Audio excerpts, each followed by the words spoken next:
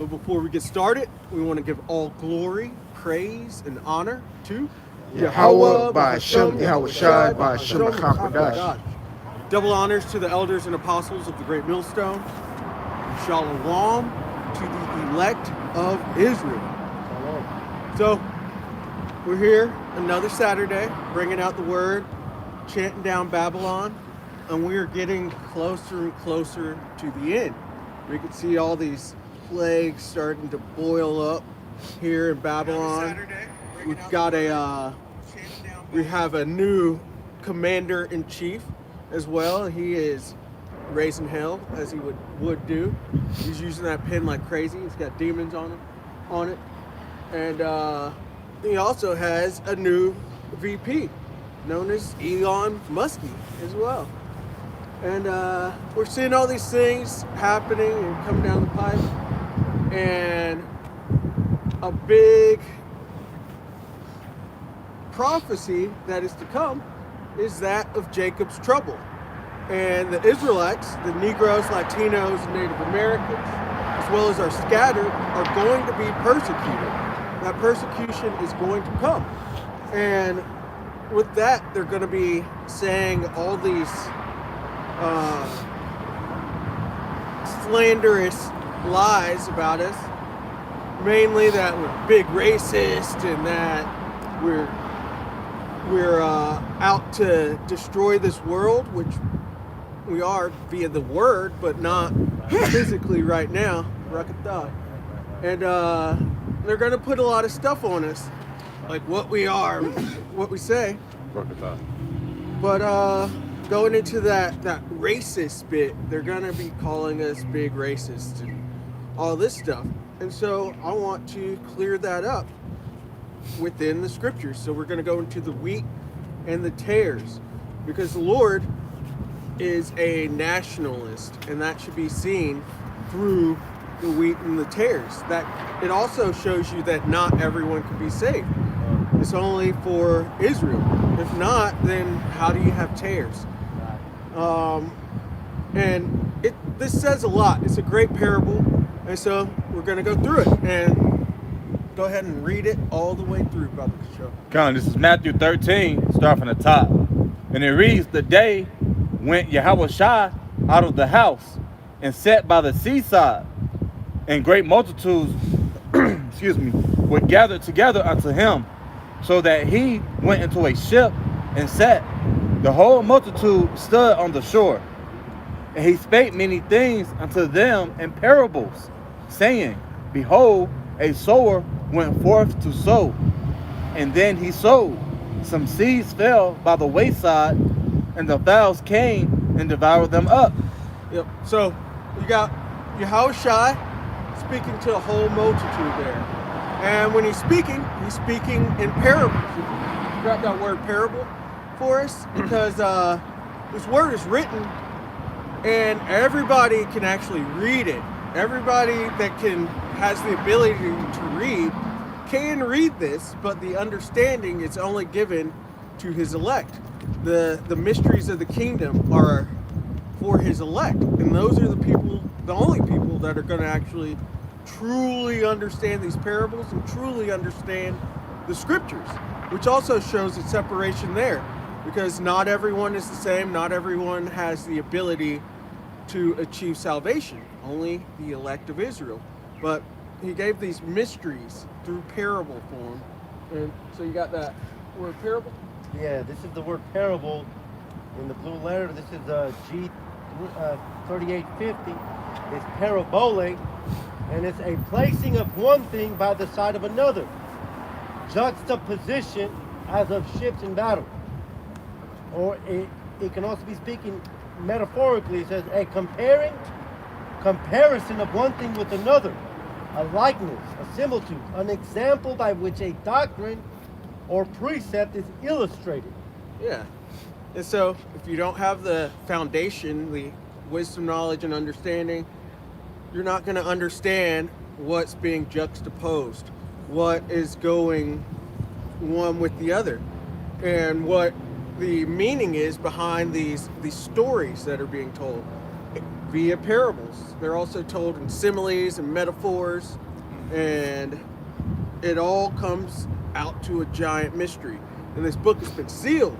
It's been sealed since Yahushua, since he was crucified on that cross, and all the way up until Abba Bivens, and the revealing of who the true Israelites are, as well as the revealing of who the true wicked are. And you know, you see this in Daniel. It talks about seal up the book and stand in thy lot.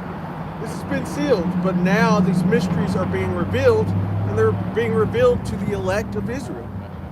You said you had a Quick reset. Yeah, let's This get is it. Amos 3 and 7, because as the brother's talking about, Yahushua is speaking in parables, but these parables have been revealed to Yasharala, so-called blacks, Hispanics, and Native Americans. This is Amos 3 and 7. It says, surely the Most High, Yahweh Hashem Yahushua, will do nothing, but he reveals his secrets unto his servants, the prophets, being Israel.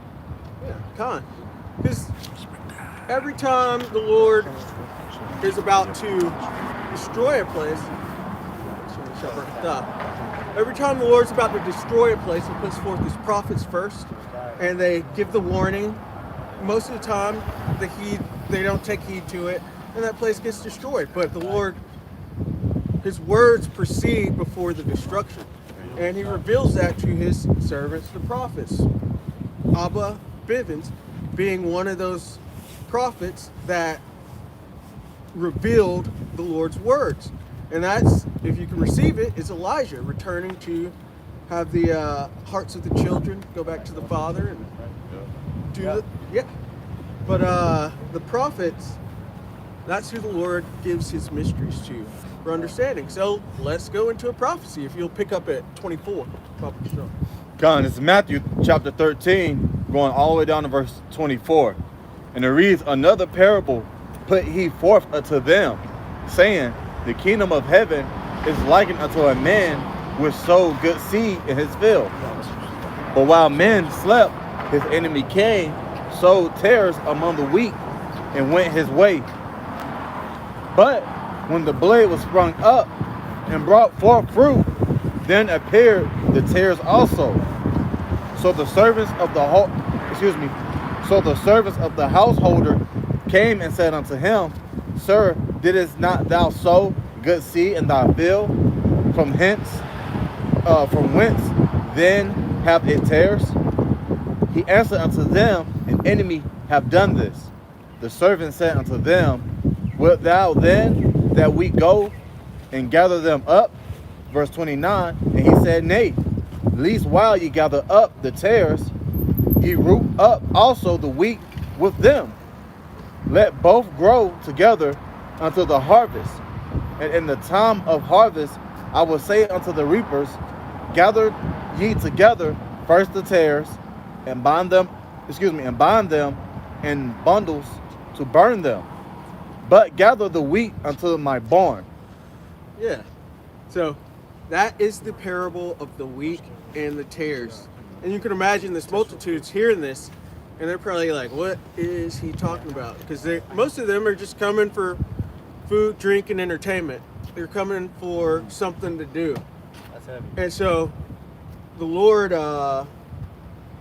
he spoke in these parables, and they did not understand what is going on. And they didn't understand so much that the apostles, or the disciples at that point, were not understanding as well.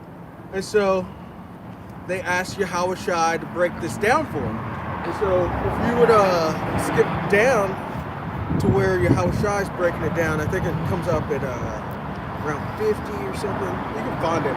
We'll keep going in it. But I have it. oh, you got it? Yeah. Okay. Yeah. So let's get the first part. John, this is Matthew 13 and verse 51. Yahushua said unto them, have ye understood all these things? They say unto him, yea, Lord. Then said unto them, therefore, every scribe which is instructed unto the kingdom of heaven is like unto a man that is a householder, which bringeth forth out of his treasure things new and old. It's going to start, and they went back to a house. and that's where they asked about it. God. Because they went back to a house and they're sitting there chilling, and they're like, "All right, Lord, break this down for us. What did you mean by that parable of the wheat and the tares?" Salakia. But yeah, he asked them to break it down for him, and so Yahushua proceeds to break it down. If you got I believe it's at verse 53. And it came to pass that when Yahushua has finished these parables, he departed thence. Hold on. No, I was reading too far up. I had to read. Salakia. I'm sure you can find it where he's talking about it. It's there in 13 at the bottom. But 36. 36, where the tares are explained. 36. Yep. The water, bro. Yeah, here it is. This is Matthew 36, Matthew chapter 13 and verse 36. Then Yahushua sent the multitude away and went unto the house. And his disciples came unto him, saying, "Declare unto us the parable of the tares of the field." Yeah, just show us what you're talking about out there in front of the multitude.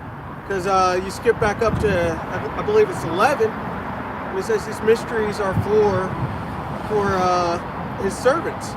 That's who it's revealed to. And so he's actually revealing it right here in its true essence.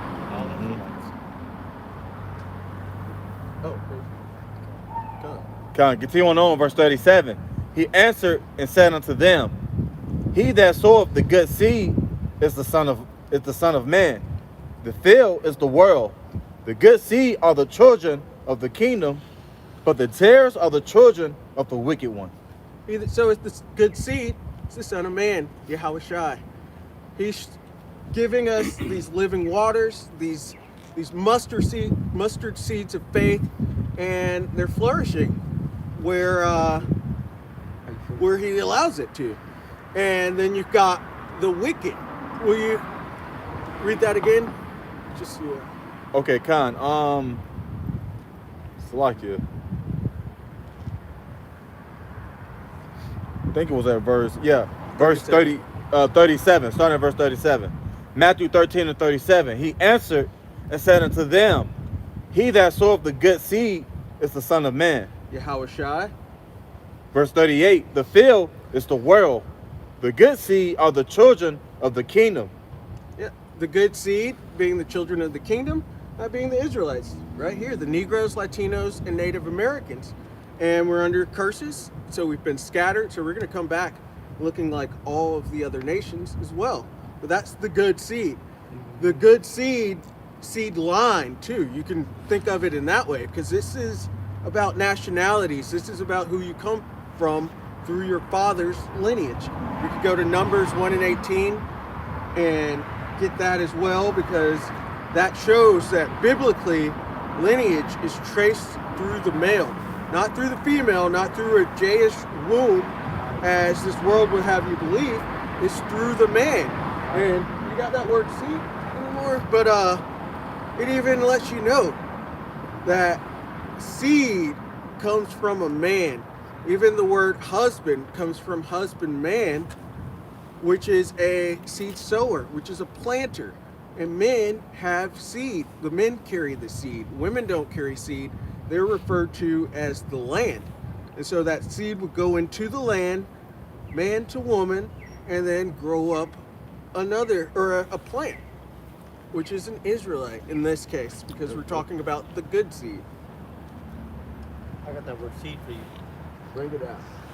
That word seed is sperma. So you can see straight away. Sperm. It comes from a man. That's talking about, we say that word today. This is talking about what comes from a man's seed. It's the semen viral or virulent. The product of this semen, seed, children, offspring, progeny, family, tribe, posterity. That's it. Yeah. And so you can see seed, what comes from a man, in the simplest of terms possible. Get Yashma, get Galatians. Yeah, if I could say, even like when people breed dogs, they don't go looking for the female, the mother to. Right. They looking for the male. Right. Yeah. The top. They want the biggest, the baddest, Yep. the Yeah. strongest traits. They're not looking for any bitch a dude. Right. Yeah. I mean, just be blunt. Right. But they want the male, the Right. father, Yeah. because they know that is carried through. It's Right. gonna pass through into the offspring, like you were saying. Like even with cattle. Yep. The bull. Yeah, exactly. I watched a video the other day. There's like a herd of female Hundreds cows, of 'em. hundreds Yeah, of yeah, them, yeah. and Oh, that they shit was just dope. they just released one bull in there to mate with all of them. And them bitches Yep. was. Yep. Yeah. They was flocked. They was, he just walked the. You saw the bull Y'all how saw he that was shit? like he just walked in. He just already looking knew. around. What's up, bitches? You already knew. You know what I'm saying? But another one is like what am I about to say? Like championship horses, Oh, Yeah. the thoroughbreds. thoroughbreds. Yep. Yep. It's like you don't give a fuck about you want that champion horse. You want the top dog. And that even goes into pedigree. Right, Where yes. they come yes. from. Well, that's what the scriptures call it. Pedigree. Yeah. Yep. Pedigree of the fathers. And Yep. that's all traced through the male. It's Right. through the male lineage. Right, And as you're saying, Yeah. they call them studs. right. Studs. Because Yes. you want the stud of the bunch to breed so that he can They're stud the right way. yeah, Right, yeah. right, right. Because this Yeah. world's all backwards Yeah, and yeah, confused yeah. that we Yep. call women studs. It's a damn. It's a damn shame that That's we gotta crazy. Fucking Right. make that statement. Right, Just right. to differentiate the Right. the meaning of what we're saying because Babel, of this man. Babylon the fucking great. Yeah. But if I'm not mistaken, in all these other countries, they don't use that term. That's stud. Yeah, they don't use that term No. stud. It's only here in Babylon, Right. man. Yeah. That's how you know this is a Babylon the Great, land of confusion is Yeah. America, Yep. because of shit like that. Yep. Yeah. Get that Galatians. I said Galatians 3. I think like verse 28 or 29, something like that. But yeah, everything is traced through the male. Any land will do. You can aerate land and make it better. You can get minerals into it. You can let it rest to heal itself. Any land will do, just like any woman will do. Really, she could, as long as she has a womb, she can bring forth children. But it's through the male, Yep. and that's where the spirit comes from Yep. as well, which is how our spirits identify Right. as the children of the Most High. Right. I have one more analogy for you. Got it. Because like you have your phone and you have a phone charger, right? Mm-hmm. You know they have the socket and then they have the male portion of Yeah. it. The only way your phone gonna get charged is if the male portion hooks up. You see what I'm saying? You gotta Yeah. hook that male portion up to make anything work, you know? So it's the same thing with the seed. You gotta get that male portion in there to repopulate everything, to make everything work. Yeah, and even that we call that, or if you look at construction terms, where you're putting two pipes together, or you're putting one pipe into the other, it's called marriage, because literally that act, that penetration is marriage. That's the actual act. It's not the ceremony. It's this act as well. But you got that Galatians? Yeah, this is Galatians 3, verse 29. It says, "And if ye be of Hamashiach, then you are Abraham's seed, and heirs according to the promise." Goes back to the seed. goes back to the Reread it? bloodline. Yeah. Verse 29. Galatians 3, verse 29. "And if ye be of Hamashiach, then are ye Abraham's seed, and heirs according to the promise." That goes back to the Matthew, because you said you're establishing who that good seed is, right? Yeah. Yeah. So you go back to Matthew. Colin, this is Matthew 13. Sorry, And 36 again. Yeah. Verse 36.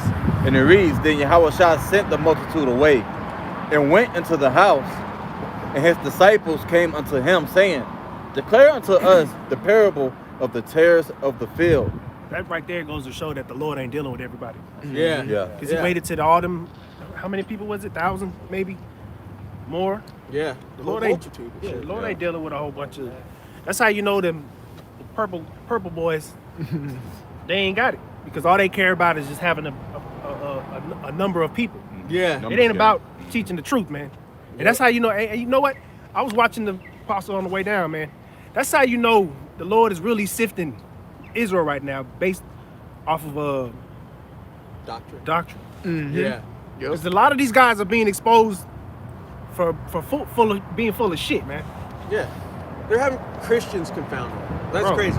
That's crazy. They, whatever. That shouldn't be happening. Because the Lord said He's going to give you a mouth that none of your enemies can gainsay, but you got gainsayed. That means you're not of the Lord. You're not of this good seed. Yeah. Right. Yep. Well, you are Israelites, but Yeah, you're yeah, not I of get- we this get the what you're saying. choice. Yeah, the yeah. choice vine Yeah. that the Lord is establishing. Yeah. Right now.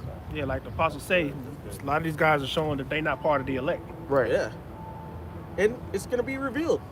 And then shall it be known who my chosen are. There you go. And there's tribulation. Even these little Advanced word. debates are many forms of tribulation. And you're already being cast aside but it doesn't matter. You're somebody I shouldn't be thinking about. Just thinking about how the righteous shall be saved. But keep going. Kind of going back to Matthew chapter 13 and continuing on to verse 37.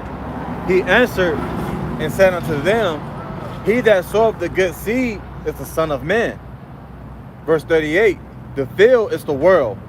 The good seed are the children of the kingdom, but the tares are the children of the wicked one.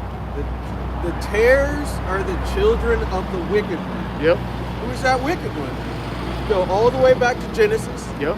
where you see the serpent came out, he deceived Eve, and Adam was deceived with Eve, Yep. or he took to it as well. Yep. And two seeds came out of Eve's womb. That's right. Cain and Abel. Cain being the wicked one, Abel being the son of the righteous. Right. Right. And this formed two lineages. So when you go through Genesis, you read of these lineages, and the names are always really similar. Like there's two Enochs, there's two, so on and so forth. They're these really similar names, but they're different lineages, showing the sons of the righteous and the sons of the wicked. Really, I should have done it on the left hand. It went through Shem, Can you Shem, check the stream? and through Arphaxad, through Yep. so on and so forth, and then you get all the way down to Abraham, where the Lord woke him up, got him out of his father's house to be righteous, to be set apart, to be holy. And so when Abraham, Isaac, and then you get Isaac, Isaac's Yahushai, Adam was Yahushai as well. These lineages broke off again to where you're seeing the sons of the wicked and the sons of the righteous. And that is portrayed through Jacob and Esau, with Jacob being the righteous, Esau being the wicked. And this is all, you have to understand reincarnation to understand this, and that there's no such thing as hell. These spirits are just put back onto the earth again. And so again, just like with Adam and his sons, Cain and Abel, you see it again with Isaac and his sons, Jacob and Esau. And that's the righteous and the wicked. Low key, you kind of saw it with Abraham. Like he said, he had Isaac, but how many sons did Abraham have? 8. Yes, 8. But it mainly speaks about the two, which is being what? Isaac and Ishmael. Yeah, exactly. So it kind of split there too. Yeah. You know what I'm saying? And then Isaac, and it just split. You see how the Lord, he's been sifting since the beginning. He's been sifting all the way since the inception, just like the brother's going into. You know, what makes you think it's no different now? All the sifting is purifying. You ever seen? Don't mean to be long with it, No, but you you ever can seen? I'm sure you have. You ever seen a clip of? And you ever seen like spit it out, Kosh? I saw this clip one time, this short on YouTube, of this guy. He was like, ooh, ah. He was in like in a river bay or whatever. He's like, ooh, ah, and he was just pointing at it. Looked like just what to be rocks and dirt. And then you got close to it. He said, see, gold. And then he just scooped up a whole bunch of dirt and just started sifting. Shoot, shoot, shoot. And it was just gold dust after he got done doing what he was doing. And that's exactly what the Lord is doing right now. He's like, ooh, I see something valuable. And that's where you get diamond in the rough from. I see something valuable here. Let me sift that. Wah, wah, wah. And that's going to be a Elect 144 that's going to shine. Yeah, the Lord is literally painting for gold. He's sifting. He's taking all this, as it speaks of casting a net, and you get all the nasty, unclean animals as well from the bottom of the sea. But you also get some really good eating fish in that too. You get these. There's a sifting that has to take place, and you're bringing up Abraham and back to Adam as well. And each time, it's the older who was supplanted too. With Cain and Abel, Cain came out first. With Ishmael and Isaac, Ishmael came out first. Right, bro. And but both times set aside. And then with Jacob and Esau came out first, but Esau was passed over for Jacob. You even see it further down with Joseph's children, with Manasseh and Ephraim. Manasseh was the older, but Ephraim got the higher positioning. Yep. You take it all the way to King David. King David was the youngest. Okay. Who was after King David? Solomon was the 10th son of King David. You know, so it passed over everybody. Yeah. You know what I'm saying? Have mercy on who you have mercy. Right. Chooses who he chooses. That's 1 Samuel, 2nd chapter, Hannah's prayer. You know, he just chooses who he wants. Yeah, it's up to the Lord. And so, you Christians trying to say that Jacob stole a birthright, it was always meant to be that way. That's right. Read Romans 9. Read Romans 9, read Romans 9. Yep. And then don't speak anymore. Just read Romans 9. But keep going with this. So we have established that the sons of the righteous are the Israelites, or the seed of the righteous, because we're talking about seeds here, and that's how this is all being portrayed. The wheat and the tares. So the good seed being the Israelites, the people right here on this side, as well as our scattered, and then the bad seed being the Edomites, or the wicked, as they're called in the scriptures, which right now, it's these so-called white people, starting with these small hatters, who are really just white people. They're really just Edomites, masquerading as the Lord's people, calling themselves the Lord's people when they're not. They've been set aside, but they're trying to reclaim their birthright, which was never for them in the first place. And what the brother's going into is very important, because this in itself is the ultimate cut to Christianity. Because when you go to any Christian church, what's their mission statement? Our goal is to reach out and to save as many people as they can. No, there's a separation. There's a separation that goes down to sperma, the seed line. This is not a number game, a numbers game. This is not, try to get as many as you can. There's a separation. There's always been a separation since the Most High breathed into Adam, and he created other nations, and there's a separation now. This is for you diehard New Testament believers, right? This is sperma, good seed and bad seed, good bloodline and bad bloodline. It's a complete difference. Not everyone can be saved. It's just talking about the elect of Israel. And that's not only ones who are actually going to understand this too. But I want to get through this as well, because I know it's cool. And it's edifying. And so we got to do what we got to do. We're teaching. Going back to Matthew, chapter 13 and verse 39. And it reads, the enemy that sowed them is the devil. The harvest is the end of the world, and the reapers are the angels. So the enemy that sowed them is the devil. The devil means slanderer or deceiver. And that the Edomites, the wicked seed, they are the children of the devil, of Satan, which Satan means adversary. So you see how they are, because the Lord said, watch the fruits.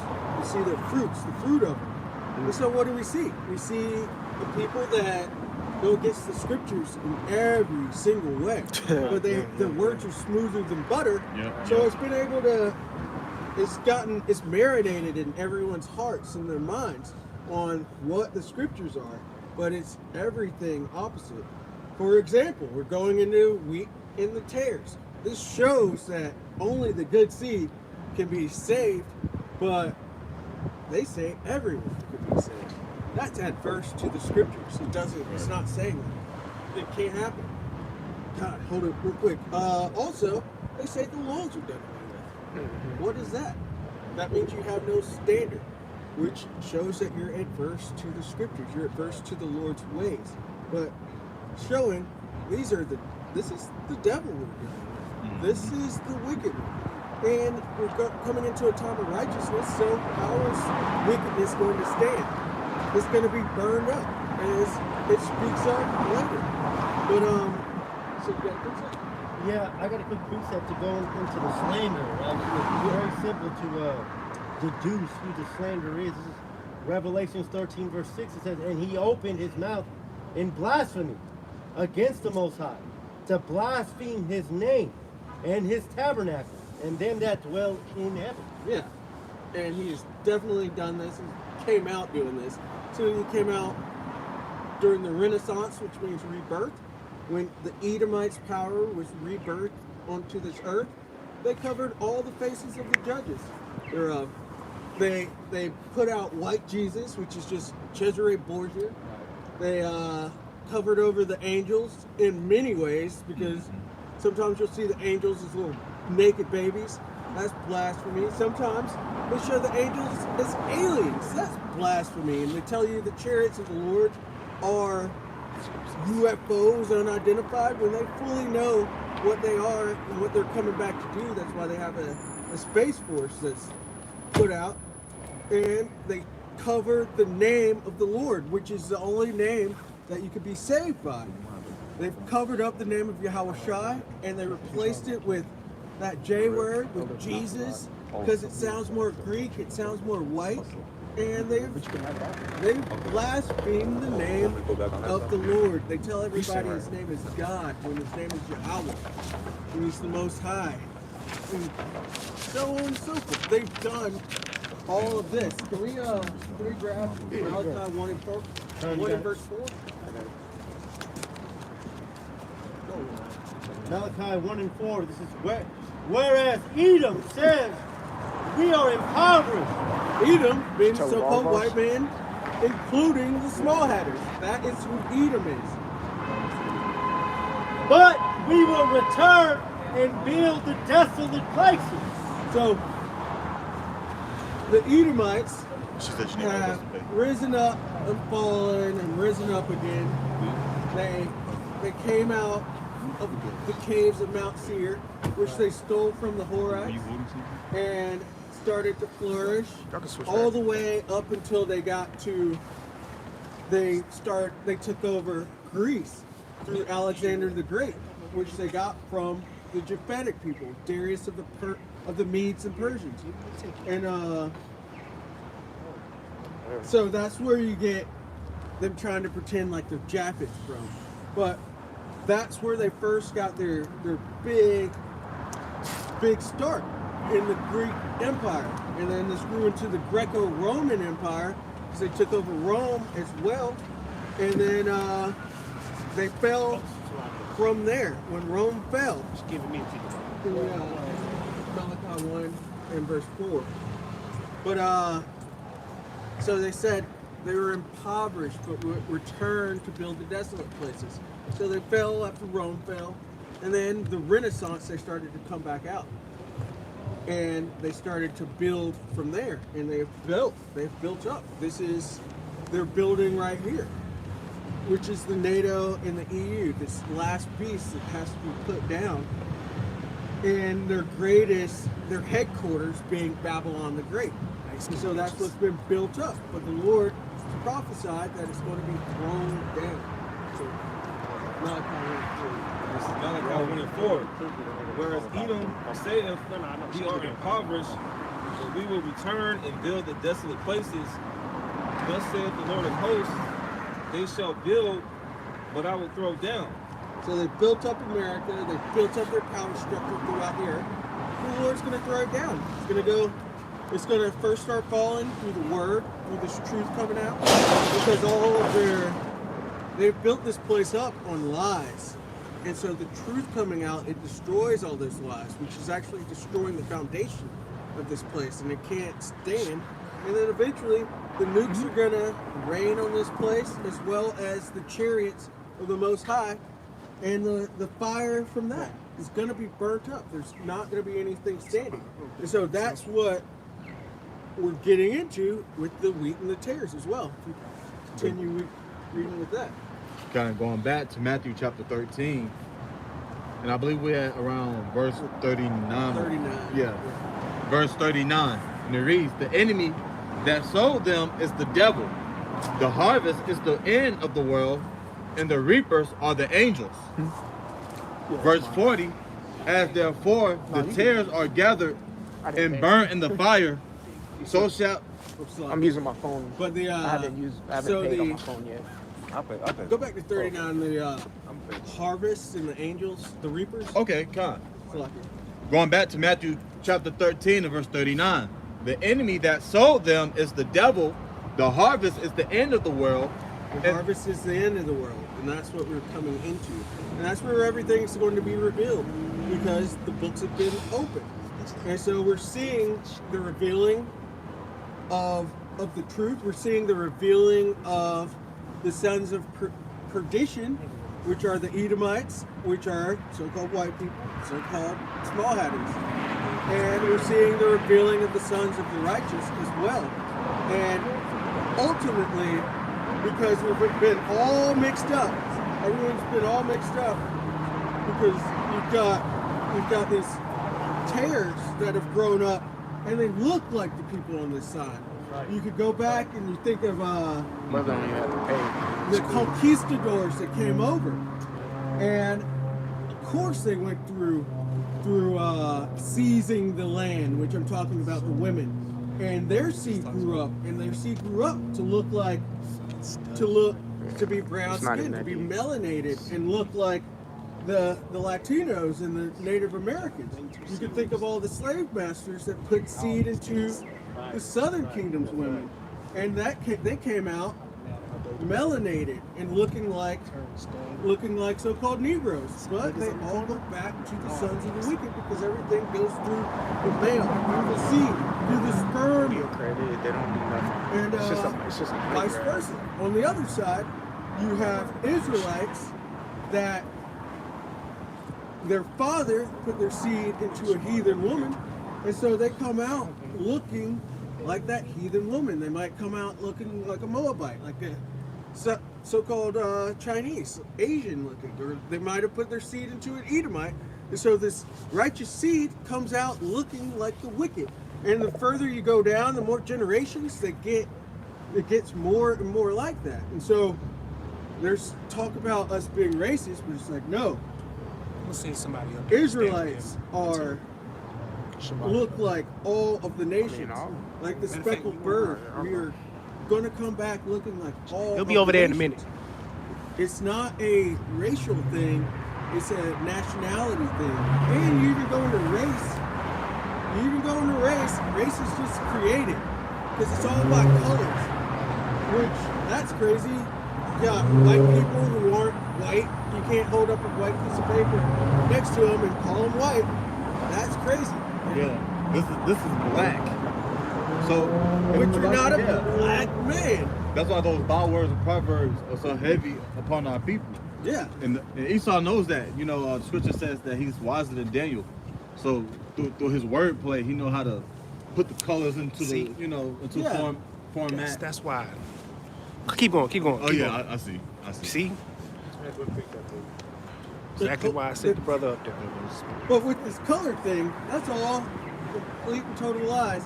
They put the red man on the gad, calling them to basically to throw you off the trail that they're the actual red man. See? They put yellow onto the Asians, but all that's a lie. It's all about nationality, about the zebra. If I could say,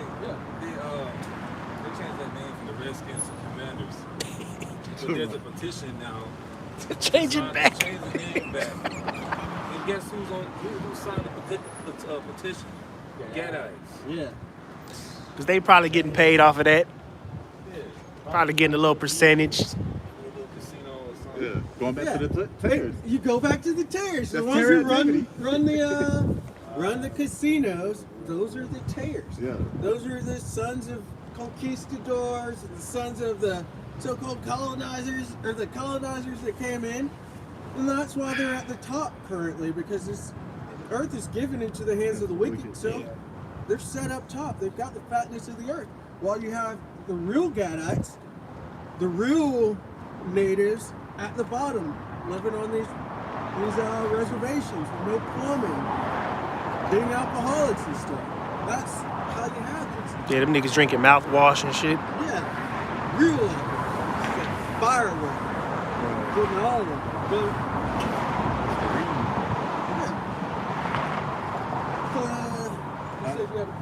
Yeah, this is, you had called it out earlier. This is numbers 1 and 18 because you know these Ish people they like to say that the seed comes from the woman, right? When it really doesn't matter what ground the seed is sown into because you can sow an orange tree, a grape tree, a watermelon seed onto any kind of ground. The ground, it does not matter. What matters is the seed. But you had called this out, and then this kind of just tears apart. Numbers 1 and 18 it says, and they assembled all the congregation together on the first day of the second month, and they declared their pedigrees after their families by the house of their fathers. Yeah, and so we brought out that word pedigree earlier, and you're seeing it's through the house of the fathers. House of the fathers. So that's what it's talking about with seed, which we went into that too. Yep. Sperma is through the house of the fathers. And so these folks who try to call us racist, and it's really like, no, we're nationalists. Because your narrative can't stick. It's a lie. That's right. Even race is just made up. It's all made up. It's all about seed lines. It's all about lineage. And this is what the scriptures are talking about. And this is what's going to flourish. This is what's going to actually come to the top. All the men up here, I would say, have been with white women. You can't say we're racist. Because you say Esau on the other side will be like, I'm not racist, I got black friends. No, you can't stick that on us. We're nationalistic. The Lord is nationalistic. And all the other nations are the enemies to the Lord. It says it, Psalms 83. That's why he got to say the black Hebrew Israelite. Exactly. Or black Hebrewism. Like, that's a big lie. It's a big You know? lie. It's just color magic. 'Cause You're right. You're going to go down with all your enchantments too. Stand down with them. Because That's right. keep standing with it, because we're going to bring out the truth. And it kills your lies. It kills your enchantments. Every single one of them. Let's finish out Matthew. Matthew 13, 39, 40. Come on, just going back to Matthew. Then I'll step down after this. Come on, chapter 13. Jump in the next. Keep going. In verse Just let me know. 21. Yeah, verse 40. As therefore the tares are gathered and burnt in the fire. Ooh, I remember you was mentioning the wicked one. Yeah. That reminds me of Revelation 9, the third part of man. Yes. It says burnt in the fire. That goes hand in hand. And that's exactly what's going to happen. The Lord's going to send back Yahushua. He's going to send back the angels. Michael's coming. And the third part of men in what's called the second death. First death being the flood, which life was destroyed with water. Second death being basically the nuclear flood, in which life is going to be destroyed with fire. And this is going to take out the third part of men, the sons of the wicked. It's going to remove them from power, and then they're going to have to serve out captivity for all the corruption they've done, all the pollution they've done, all the wickedness and violence they've put out on their lives. They have to go down, and they're going to be bound, just like it speaks of it in Obadiah 1 and 18, when the ultimate binding and being cast in the fire takes place. Thus saith the Bible. Let's say it the Bible. Because that fucker, that damn German cat, you know his name. Johann Blumenbach. Fucking vocab. I don't really want to say his name, but you know, yeah. that son bitch. I was watching the video last night. He basically said that we open up the Bible and we read something and we'll interpret it basically like it's something that's vile and, you know, evil. And it's like, man, that's what the scriptures is, man. The scriptures is full of judgment. The fuck are you talking about? Righteous judgment too. Yeah. What about how the Lord do all these things? Bro. What about evil? You just mentioned the flood. Yeah. Everybody was killed except for 8 souls. Like, that's pretty dark. deep. That's dark. He says this book is, I opened up the book and it was full of lamentation, mourning, and woe. Yeah. This is, It says within and without. That means from front to back. In between. Man. Fuck out of here, man. Emotional. Yeah. Well, yeah, the Lord, he's a nationalist. And he's a minimalist as well, because you see these clusters, this remnant is always small. He's always showing his name and magnifying his name through a small group of men. Right. Not a large, not everybody. Right. It's always small. Because that's how you get your name. And that's what he wants. He wants his name to be magnified throughout this earth. He wants his wisdom, his understanding, the knowledge and understanding of these scriptures to be magnified through this earth. So he's going to lift up a small remnant, have them completely dominate the earth, enslave everyone so that the law, statutes, and commandments can be beaten into them with the rod of iron. It's big stuff. Like it's a dark book, but it has to come out. The truth of it has to come out. And there's a great sacrifice that has to come when the wicked are bound up and completely burnt. Completely burnt. We're waiting on that. We can't wait for it too, because we need a righteous society. We want to eat real food. I have a quick research. Yeah, let's go. See, this is not interpretation. We're going right out the scriptures. This is Numbers 24 and verse 18. Yeah. And Edom shall be a possession. Yes. Okay? Just like you would, if I wanted this car and I wanted to make certain purchases to obtain that car to be my possession, that's gonna be mine. I'm gonna own it. Own it, excuse me. So it says, and Edom shall be a possession. Seir also shall be a possession. Oh, you said Edom shall be a possession. That man over there playing with a chain. You don't hear that chain dangling over there, him with the bike? Yeah, I did, yeah. He's locking up his bike. That's what, read that again. This is Numbers 24 and verse 18. And Edom shall be a possession. A slave. Yes. Hey, he's got the word right Oh, here. I was about to get grab it. it. Yeah. Yeah, possession is a noun. It says an act or a fact of holding, occupying, or owning. That's harsh, man. You can't be reading that. That's not in the Bible. That's what them Christians will tell us. God loves everyone. Yeah, it says occupying. That's continuous employment. Yeah. What else you gonna be occupied on? Sitting on your ass? We're possessions unto the Lord. That's why he's coming to retrieve us. He took his possession and it's gonna have to be retrieved. That's where the kinsman redeemer comes into play. I got one more part if I Yeah, can. let's look. It says a season. Nigga shackling. Means that we're taking it from you. 2nd Ezra 6 and 9, man. That's right. Yeah, and the We're saints shall take the kingdom That's and right. rule it You said it. forever That's right. and ever. That's right. He's gonna get into that. Let's get it. Going back to Numbers 24 and verse 18 again. And it reads, and Edom shall be a possession. Seir also shall be a possession for his enemies. And Israel shall do violently, yes, the water. It says, out of Jacob shall come he that shall have dominion.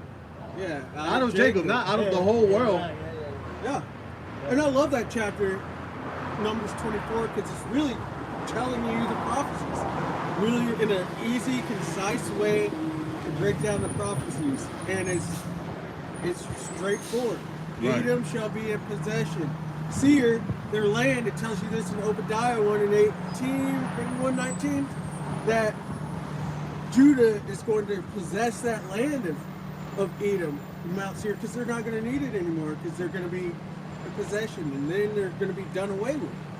And it's also showing how Jacob's going to rise up, because the Lord said he's going to turn his elect into new sharp threshing instruments, having teeth to break down the nations, to break down the kingdoms, to possess them. And yeah, This is Ecclesiastes 3:15. Because, we're talking about seizing, right? It says, that which has been is now, and that which is to be has already been. And the Most High requires that which is past. Yeah, so these things were just done by your forefathers, and that's that. Live and let live, get over it. These things they have to be judged, and they're being judged. Even us speaking about it is the first forms of judgment. The mouth, it coming out, the understanding, which new understanding's always kind of coming out on your evil and your wickedness. And so we're basically in the hearing phase. And then the sentencing is coming up, in which you're about to receive that judgment and physically feel it. Yeah, you got it. The brother mentioned what these Edomites say, live and let live, but y'all really don't live by that, because see, it's come to the point where if you cash out somebody like $800, $900, you have to report it to the IRS, right? But this generation of people made trillions. I think it's been estimated that like slavery made them like, I think it's like $10 trillion or $11 trillion. Y'all can't live and let live, man, because whenever we try to, we gotta report $900, but yet you've made like $11 trillion off of slavery, man. So there is no let live and let live, because y'all don't let us do that, man. And so we're not gonna let you do that. The Most High requires that, man. Yeah. Yep. He that leadeth into captivity should go into captivity. Right. Lord ain't gonna forget about that. And who led into captivity? Right? It goes back to a specific group of people, man. Exactly. The Israelites have always been the main character in these scriptures, man. The Most High doesn't care about anybody else. All right? He's talking about leading the Israelites into captivity. To Gad, to the southern kingdom, right? To the so-called blacks, you know what I'm saying? It's been one group of people, man. And they're still on top. It's that group of people, right? It's a self-proclaimed white man. Yeah. That's right. We're going to pick up here. I'm going to step down after this. But, Isaiah. This is Isaiah chapter 61 and verse 3. What you think? To appoint unto them that mourn in Zion, What you think? to give unto them beauty for ashes. Yeah. The oil.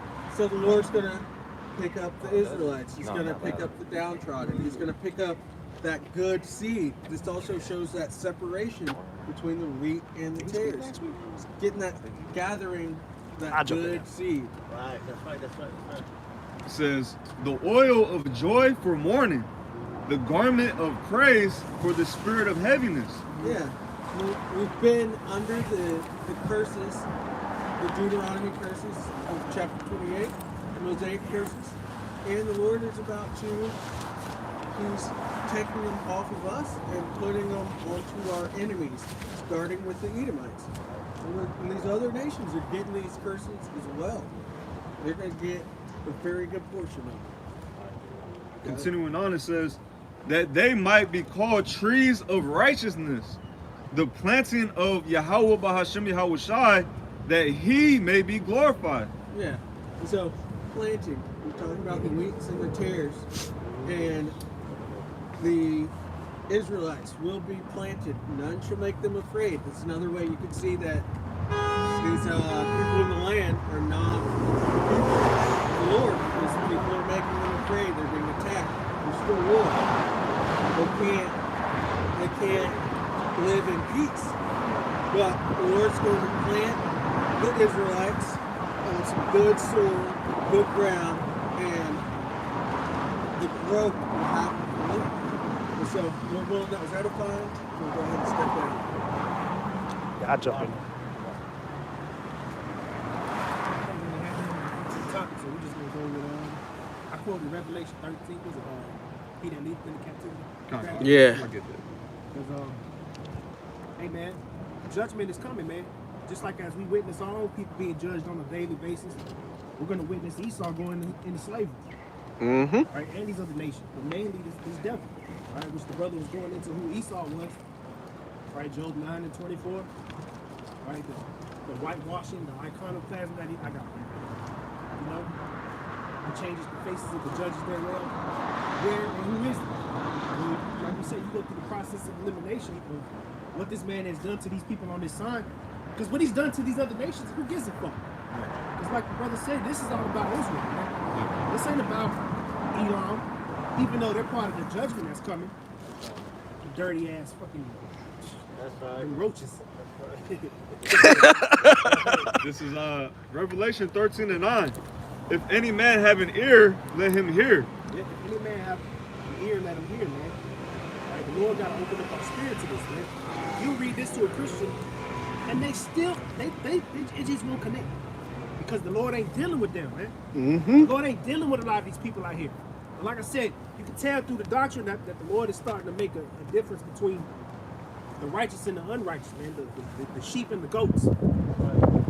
Right? And through the doctrine of Yahweh Bashim and Yahushua, hey, we're starting to see who the Lord is potentially dealing with, man. A lot of these guys, like the apostles say, hey, the Lord ain't dealing with them because they ain't got it, man. The Lord, the spirit of Yahweh Bashim and Yahushua is not dealing with these other guys, man. Right? We're going to be teaching about the mark of the beast still being sin.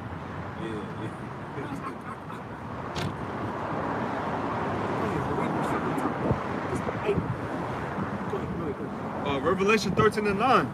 If any man have an ear, let him hear. Yeah, the Lord, if you can hear and receive this, that means the Lord has taken that covering off of your eyes, man. You got something going. Yeah. Revelation 13 and 9 in the NET says, if anyone has an ear, he had better listen. Better listen.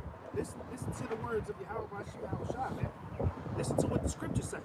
Because this ain't something we're coming up with. We didn't sit down and just say, you know what, let me write a New Testament. Let me write the Old Testament, rewrite the laws, and come up with our own.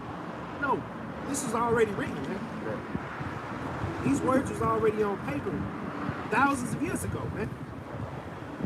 Yahushua, who the world calls Jesus Christ, was quoting the book of Isaiah. Okay, he was quoting the scriptures, man. Which goes to show that this is not something of men. Now, of course, the Lord revealed his secrets to his servants, the prophets, and we get the understanding, and then we give it to the people. Right? But if you don't have it, if you can't spiritually receive it, that means you're spiritually blind, man. You literally are walking in the noonday as if it was night. Like I can tell, that's part of the curses, man. Go ahead, bro. Verse 10. He that leadeth into captivity shall go into captivity. Who led the so-called Negroes into captivity? The transatlantic slave trade, man. Which proof of that is Deuteronomy 28th chapter in the last verse. Joel 3. I think it's Joel 3. Right? That's proof right there. It says, he that leadeth into captivity shall go into captivity. That's revenge right there, man. That's judgment right there. For putting these people into captivity. As a matter of fact, going above and beyond to oppress these people, man, which are the so-called Negroes, Latinos, and Native Americans. You oppress the apple of the Lord's eye to the point where, man, you fucking went too far, man. Even to this day. You fucking devils, man. Go ahead, bro. He that killeth with the sword must be killed with the sword. Read that again. It says, he that killeth with the sword must be killed with the sword. And that's a terrible thing, man. According to you know who. But that's what's written up in the scriptures. Get Ezekiel 2 in the last verse. Somebody grab. What was it? Yeah. Go ahead. Bring up your precept first. This Get is Ezekiel to it. a precept for Revelation 13 and 9. Jeremiah 30 and 16. Therefore, all they that devour thee shall be devoured. All thee that devour thee shall be devoured, man. I was just looking for that. Meaning what?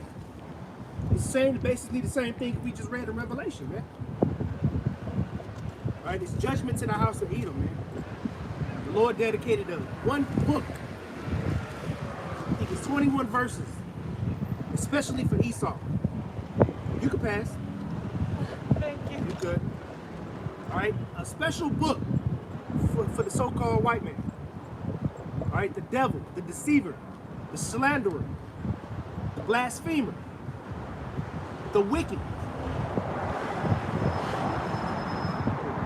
Jeremiah 30 and 16. Therefore, all they that devour thee shall be devoured, and all thy adversaries, every one of them, Including you other nations.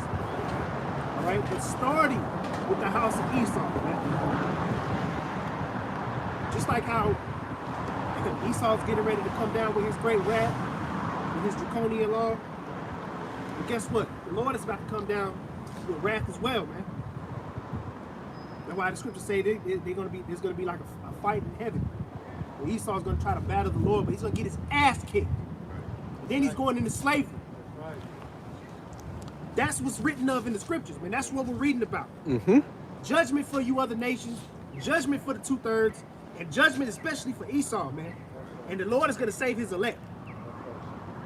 All right, the people on this side, 12,000 men from each tribe, man.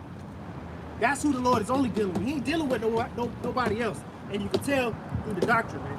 And if the Lord wakes some of you guys up out these other camps, then that's the Lord's will. But if you go off, you teach wrong, the Lord is going to destroy you. Read that again and then read yours again. Oh, Revelation? Yeah. Going back to Revelation 13 and 9, 13 and 10 again. It says, he that leadeth into captivity shall go into captivity. Yeah. He that have slaves is going to be a slave. Okay? He that have slaves is going to be a slave. Go ahead. He that killeth with the sword must be killed with the sword. Yeah, you reap what you sow, man. We didn't put you devils in the slave, cargo slave ships. Y'all put us in the slave ships. It says, here is the patience and the faith of the saints. This is the patience and the faith of the saints. We look forward to this, man. All right, we look forward to seeing our enemies put in the shackles. We look forward to that 1,000 years of hardcore bondage slavery. You heathens, man. We look forward to that.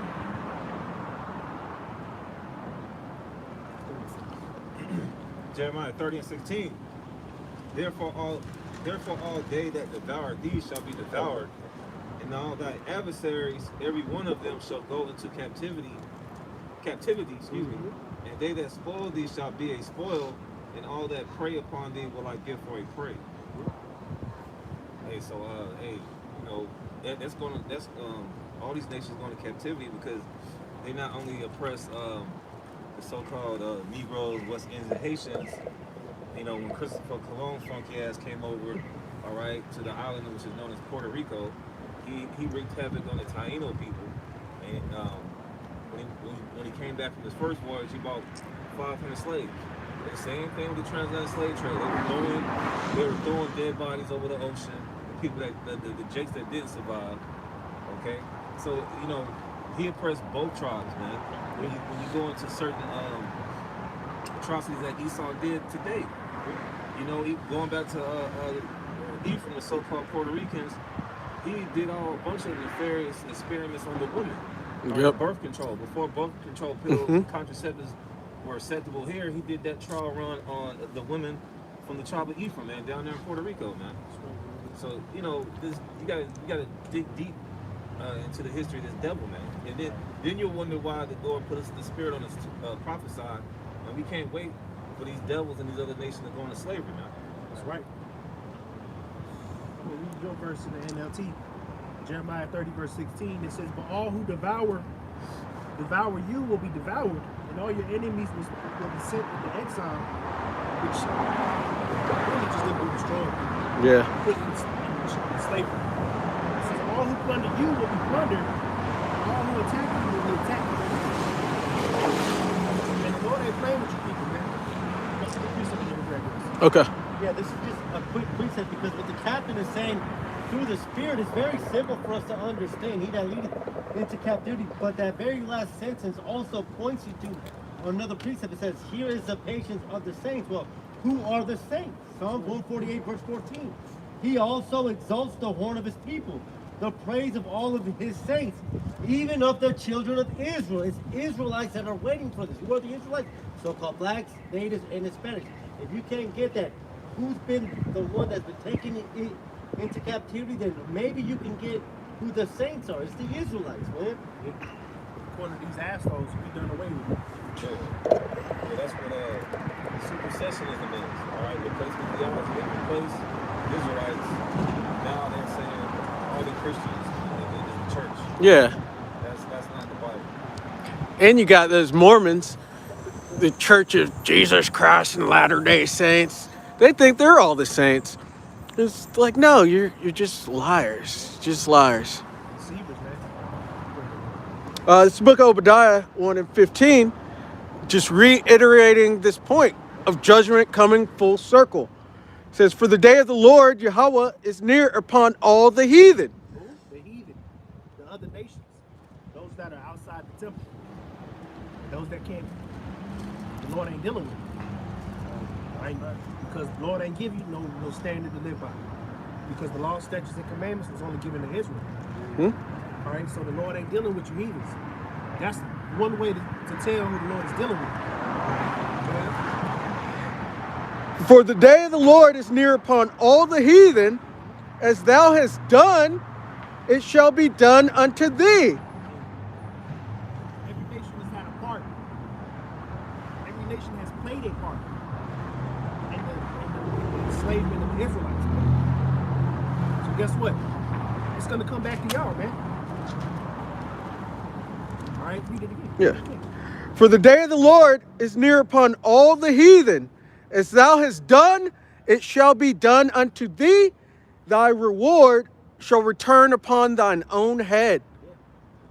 Here it is, you call yourself taking us down, but guess what? At the end of it, the end all be all, you're going into slavery. Oh, y'all. Like the little nigga said in Boys in the Hood. Oh, y'all. Alright? So man, the Lord ain't playing, man. Alright, now like I said, I mentioned Esau and his draconian laws. You know, brothers is watching certain news, you know, things happening in the news, especially with this guy, Donald Trump, man. This nigga's moving, man. He's pissing a lot of people off, man. I'm very interested in the audit too that he's about to do to the Federal Reserve. Yeah. I'm really interested in how that outcome with that. Let's see how much of these devils are liars, man. Because they say there's gold in there. We'll see. Yeah. I'm interested, man. I'm very interested in that, honestly, because I've been watching the Apostle speak on it all week, man. Fort Knox, man. Can't wait. But you had something on that was. At the end of that, it said, thy reward shall return upon thine own head, which made me think about he shall bruise thy heel, and you shall bruise his head. So I got that pulled up in Genesis 3 and 15. And I will put enmity between thee and the woman, and between thy seed and her seed. It shall bruise thy head, and thou shalt bruise his heel. Showing that separation as well. And the devil, that's the devil we're dealing with. And this reward's coming down on their own head or on their own pape. On the top of their head. When he dig a ditch and he fall into it. He's digging his own grave, man. Esau's digging his own grave. All right, but before his complete downfall, he has to come down on these people, man. And he has to present the MOTB, which we're watching live, man. Yeah. This devil's moving, man. That's why I said I'm very interested in what goes down with this in the next few weeks with this Federal Reserve thing that he's trying to do. He's already cutting fucking government workers. Yep. He's diving into the government spending.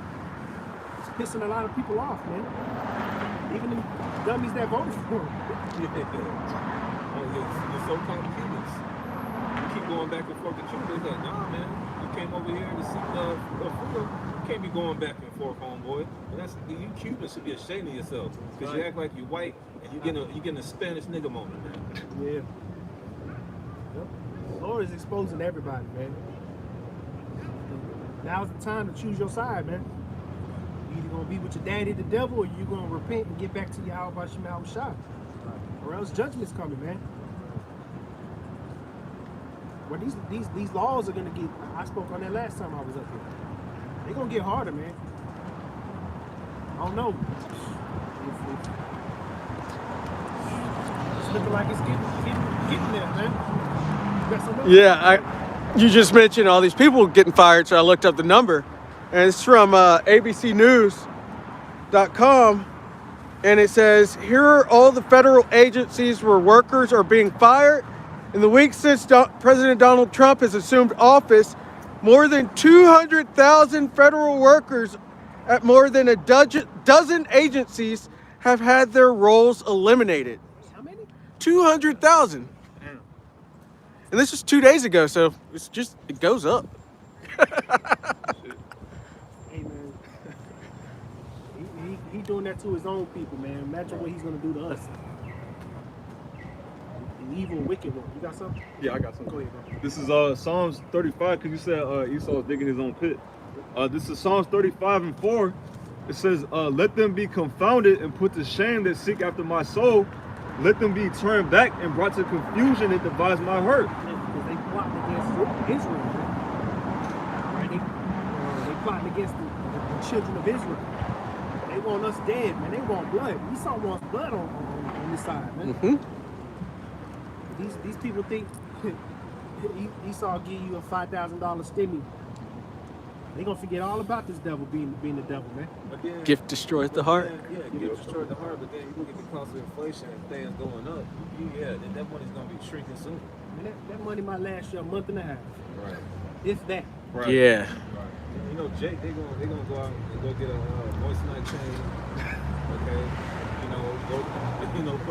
Go to the strip club. Really, Jake, the strip club is dead. They gonna do, some conspicuous consumption with that money. Nigga woman, you know where she's going. Fucking crab shack. Get her hair done. Fake ass wigs. Maybe she gets a new Ultima. See a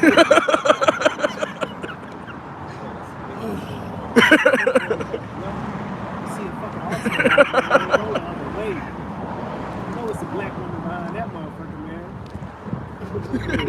Continuing on, verse 5. Let them be as chaff before the wind, and let the angel of Yahweh B'Shem Shai chase them. Let their way be dark and slippery, and let the angel of the Lord persecute them. Yeah, the Lord's gonna bring judgment on you devils, man. And that includes 2/3 of our own people because they reject the Lord. Here it is, all these things are happening. We trying to tell our people, we try, but y'all reject it. So you know what? Fuck it. Keep it moving, like the apostles say, man. We ain't answering none of your dumb ass questions anymore. We're not dealing with anybody else. We're just out here to teach the word and push the word, man. Right. Gather the Lord's elect so we can get up out of here. Right? But Esau has to do a few things, man, so we still got to get the blood off our hands. We still got to tell you what the mark of the beast is. I'm good right now. All right? Which is the RFID microchip. Yep. Fuck it, I'll say it. This the auditing of Fort Knox and of the IRS and all these financial institutions that have been, you grew up hearing about Fort Knox and the gold in it. What if he gets in there and there's no gold? And then they'll have to have a new digital system in which you're going to monitor and track all these things on this digital ledger, which you call the blockchain, which introduces the marks. That's what I was saying. That's why it's very interesting to me what's going to happen with this. It's very interesting. Well, the next 6 months, man. I'm going to say I said this last year. I'm gonna say it again. If we get into the summer, man, we going into 2026. Hey man, prepare for that. You know. Hey, this next verse goes into what you brothers talking about, the blockchain. You know, the whole system that this devil's setting up. This goes into it. Verse 7. For without cause have they hid for me their net in a pit, which without cause they have digged for my soul. Yeah, I got the NLT. It says, I did them no wrong, but they laid a trap for me. Like, you know how Esau be hunting in the woods or some shit, and he got some type of booby trap. Mm-hmm. He got leaves and shit covering him. And it's a pit. And inside the pit, he got like spears. And Yeah. you fall in there, you get stabbed. And it's got poison on it. And that's what Esau doing to us, man. Everywhere we go, it's a trap. You go to the grocery store, it's some type of trap. Esau, even when you're driving, which these devils, they're supposed to let you know that they out there. When they clocking you on the speedometers and all that shit, they supposed to have lights on so you can see them. But they don't do that shit, man. Never. Right. They don't. I remember one time I was going home, this is years ago, going towards up north, our way. This fucking devil standing on the bridge, just clocking everybody, and then he got cars to the side. Radioing it in. Say, yeah, a blue Camry going 95 or some shit. Not even, I'm like, yo, these niggas is wild, yo. Is that on 16? Yeah. They do that on They 16. do that up there. That's why I said our way. Yeah. You know. Yeah. If you know, you know. Them niggas is evil, man. But that's some small example of them setting a trap. Right. And guess what? The even bigger trap is gonna be when you can't eat. Then what? The hour of temptation. Hour of temptation, bro. It's gonna be a trap. You're either gonna trust in man or you're gonna trust in how I shoot the shot.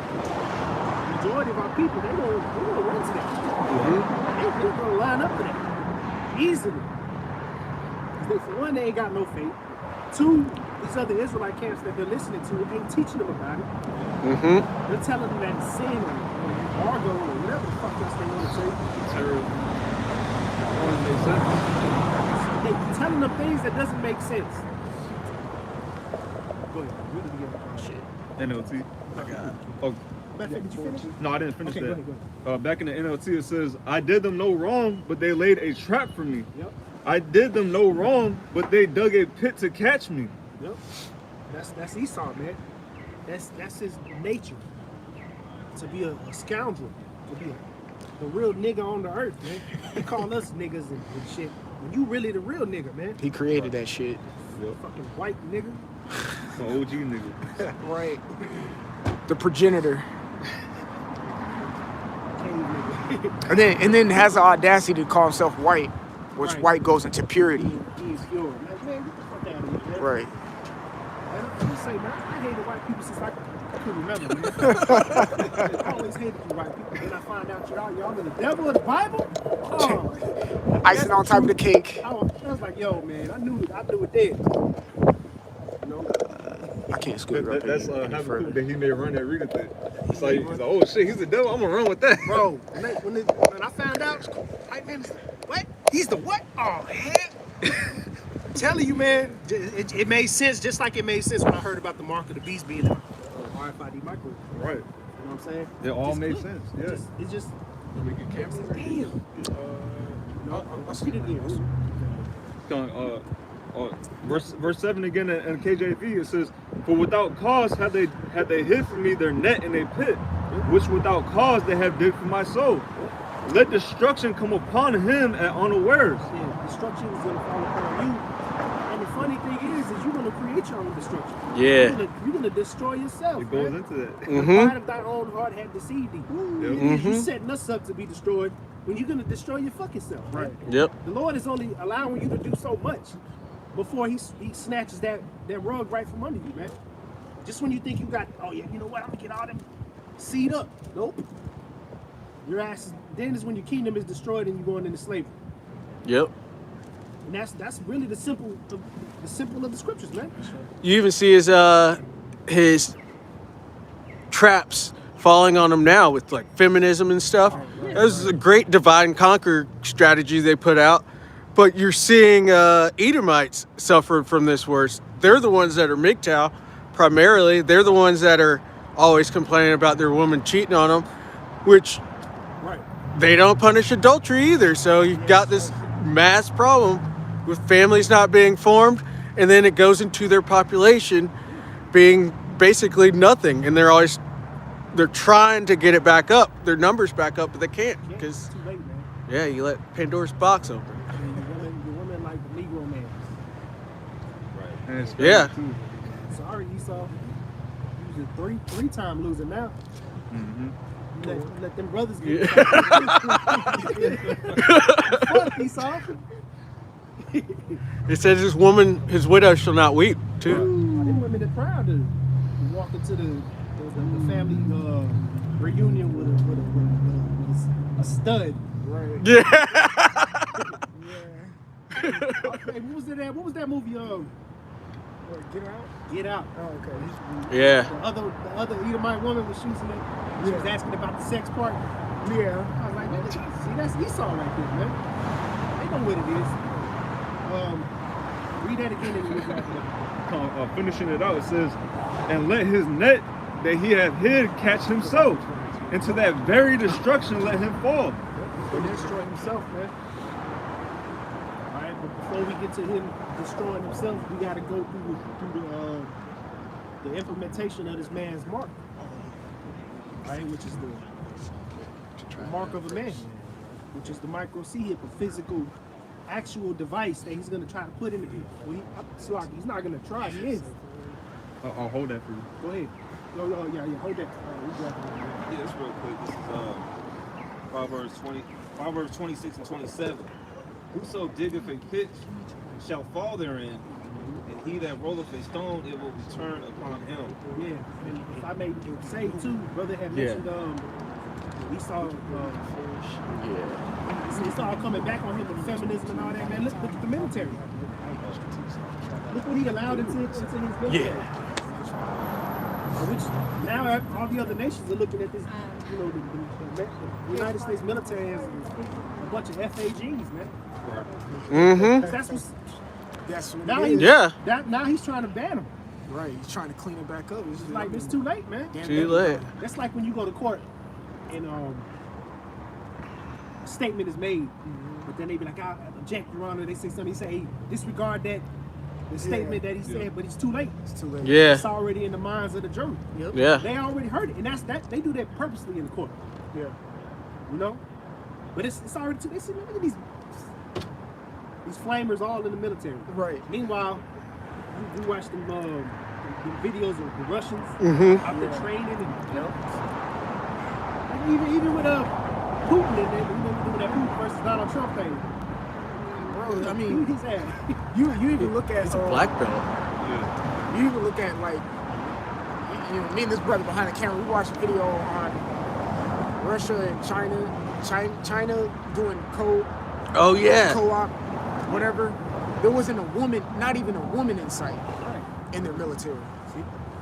And now you got women in commanding positions, sergeants, captains, Officers and all and that. Get the shit. fuck That out shit of here. wild. This bitch is bleeding. I'm supposed to listen to this bitch? Right. She's over here crying in the bathroom in the hoodie on because her stomach hurt. I'm enlisted. I got an officer. She's fucking pregnant. What is she commanding? You're pregnant. Yeah. You know? You have command over your uterus. Bitch nipples is leaking milk already, and you supposed to be telling me what to do. Fuck out of here, man. Go pump the milk.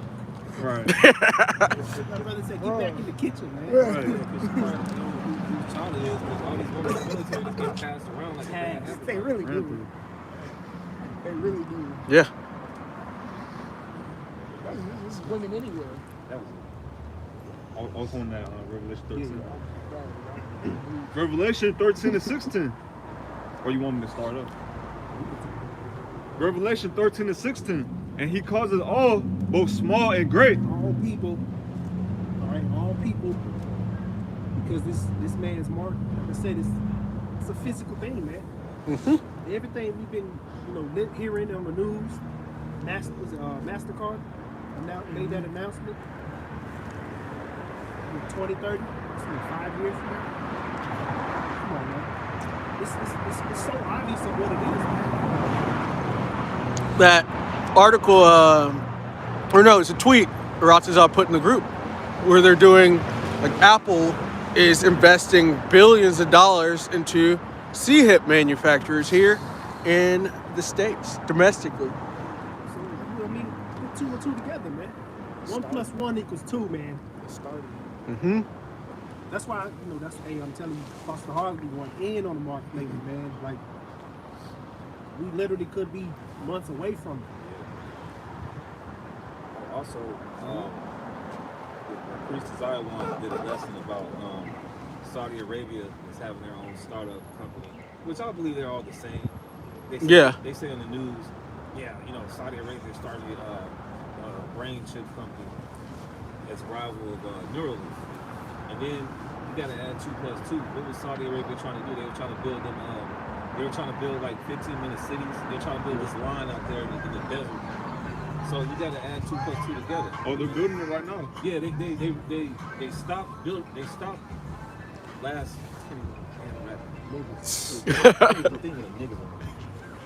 But what was I saying? Oh, okay, like last year they stopped building on the line. Now they're starting back up, like Kabar said. Because, like you said, man, they all work for the same. Yeah. They all work for the elites, man. It's Just like the jab, like Pfizer and Johnson and Johnson. Yeah. you all got funding from the same Right. people. Gave you the same money to start that shit up. Right. Come up with a fake jump shot. Right. They didn't do anything. It did do something. It started killing me. Yeah. Did the opposite of what you put your hopes in. Right. You got your fairy tale juice, and they didn't do what you thought it would. So it can either be, it's either gonna be starving, or it's gonna be some type of disease or virus or outbreak that's gonna cause people to take something. It's kind of going either way. That's what I see. Anyways. Yeah. Hey, matter of fact, we saw it in that game. The game came out 2015. The division. Okay. And Yeah. the opening scene on that game. It was like, yo! Yep. And it started with the money too. Started with the dollar bill. Dollar bills, y'all. Started with the money, man. Mm-hmm. And you got the perfect person in office right now. See, this is how he's running America. Is how America's supposed to be ran because it's a fucking company. Right. He's supposed to be a businessman and not businessmen aren't emotional and shit like that. Like Kamala and Biden and Obama and shit was. Even though all of them are on the same agenda, but just Trump is just way more blunt and frank. Yeah, because he's not afraid to say no. He's not afraid to say no. He's not afraid to say, you're fired. Right? Yeah. And you see what he's trying to do? Eliminate the IRS money again. And they're trying to give Doge dividends, which is another quote unquote stimulus to everybody. You know what I'm saying? But it's a business move. Right. The Trump and fucking Elon probably already dumped hella money into that Doge, and then they're gonna do this. It's a fucking scheme. Yeah. It's a business scheme, and he knows how to run that shit. Yeah, all these people, and it comes out in the news, all they hear is $5,000. Right. Yeah. They're not looking at the behind the scenes what this devil is actually trying to do. Right. There's something he's doing. Right. His agenda. Right. It's a plan. He's getting everybody on the same financial scheme. Yeah. So that's why it says in Revelation 13 and 16, it says both small and great, rich and poor. Yep. Free and bond. Yep. Free and bond. Everybody in their bank account is gonna have $5,000. That I'm just speaking. Yeah. Everybody at one point in this time is gonna start off probably each month with $5,000 in your bank account. And that's the beginning of UBI. There you go, Universal. UBI. Yep. So everyone's gonna have 5,000. I don't give a fuck if you live in Sandy Springs or fucking Riverdale. You know what I'm saying? All y'all gonna have 5,000 and you're gonna be okay with it. You know what I'm saying? Yep. And of course, in the beginning, it's gonna be a big contraction, which everyone's gonna, and then it's gonna gonna settle out once they start really bringing the hammer down, and everyone's like, okay, I guess I am fine with this 5,000 in my account. And that's when he's gonna roll out that. Line up. Line them up. Oh, to You will take it now. Let's Right. see if you'll take it Yeah. when this comes along. in order to re-up your 5,000 in your account, now you got to take this MOTB or Yeah. the RFID. Right. Yeah. That's damn how am I gonna feed my kids, Yeah. bro? We can see the setup, Esau. We Yeah. ain't ignorant to your devices. Exactly. We What's know. up? Two horns like a dragon. I mean, two horns like a lamb, but spoke like a dragon. And dragons are symbolized in a sense, symbolize wisdom. Yeah. That's why the scriptures say in highest Revelation. Yep. Wisdom chart. That's why the scripture's saying in Revelation, here is the wisdom. In Revelation 13, after he speaks about the free and bond and goes into the mark, the 666, it says, here is the wisdom.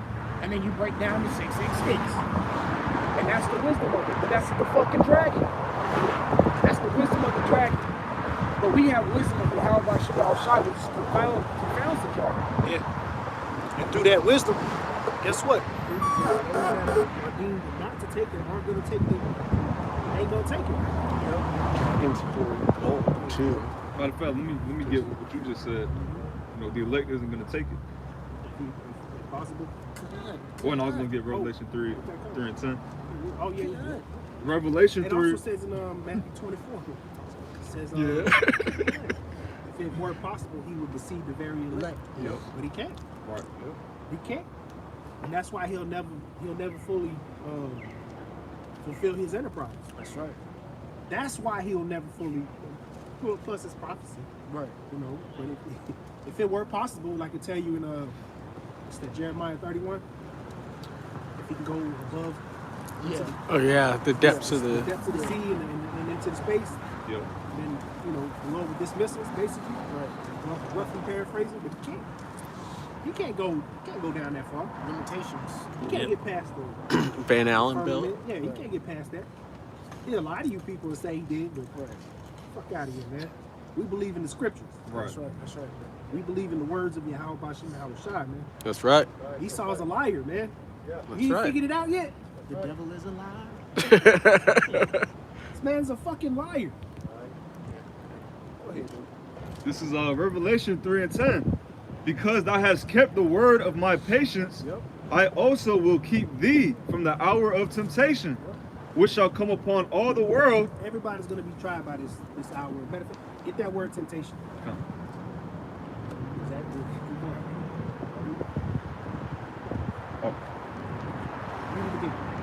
Revelation 3 and 10. Because thou hast kept the word of my patience, I also will keep. This is a thing of patience, man. This is a thing of patience. You gotta hold strong, man. You gotta continue to fight. You gotta continue to have faith. You can't get tired, man. You gotta go hard. Fuck this devil, fuck this system, man. That's right. All right? We're so close to salvation, man. Yeah. This ain't the time to give up. If anything, shit, go in. Seriously. Yeah. This ain't the time, man.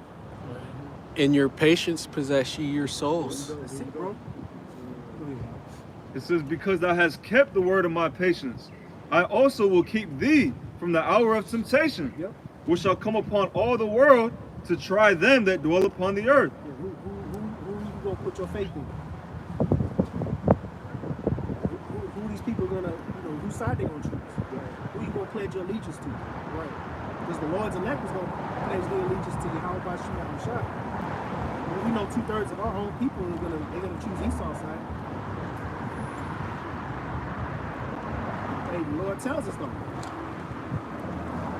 All people is gonna be tried with this. Wait.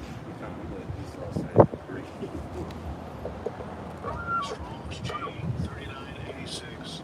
Lighthouse Moss. Virus Moss. It says an experiment, attempt, trial, proving. He's gonna prove to see who your faith lies in, man. Whether it lies in this devil and his system, right? Which that's the image of the beast is his system. You're gonna trust in his devil and his platforms and his military. You're gonna trust in Esau his food stamps? You gonna trust in the government of this place that has been lying to us this whole time? You gonna put your trust in what the scripture said? This is where our power lies within this book, man, because the Lord gave us the blueprint. Now, most of the people in the world, they hear this, but they don't hear it. Yep. It's just something to do on Sunday. Right. To act a part, play a part. But the Lord's sheep, they hear his voice. John 10.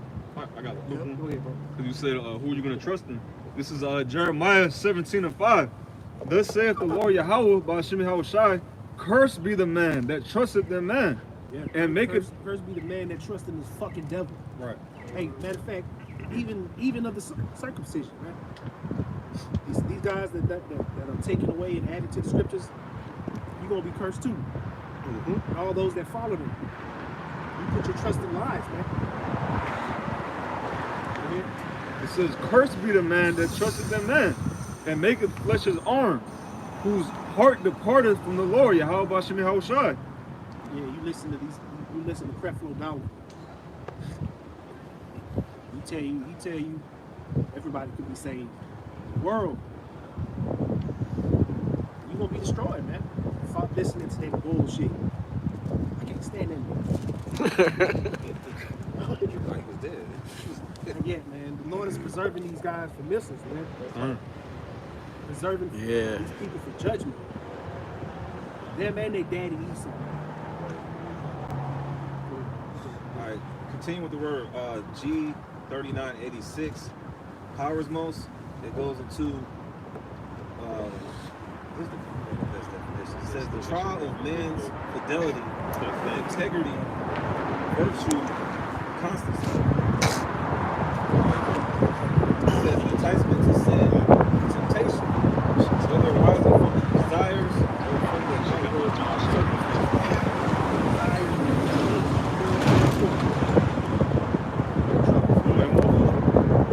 And it said superior on the side. The Lord's elected superior, man.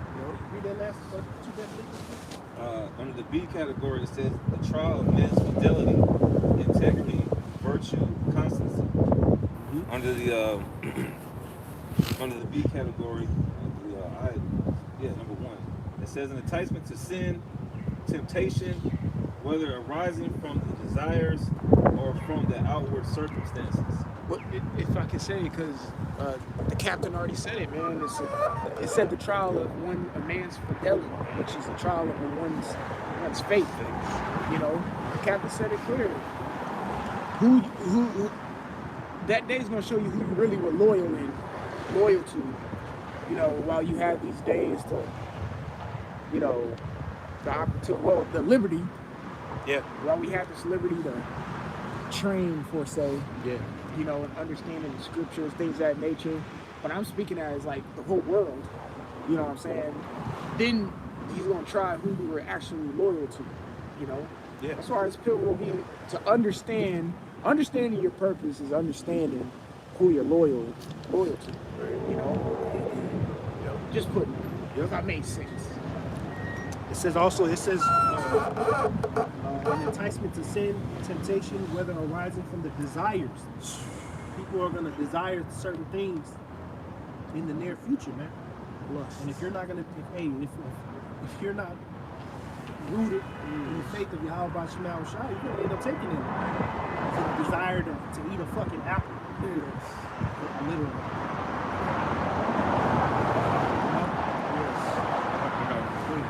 This is 1 Corinthians 3 and verse 13. Every man's work shall be made manifest. That's the spirit. Oh, you were thinking that? Nah, I mean, reread it, and you'll. This is 1 Corinthians 3 and 13.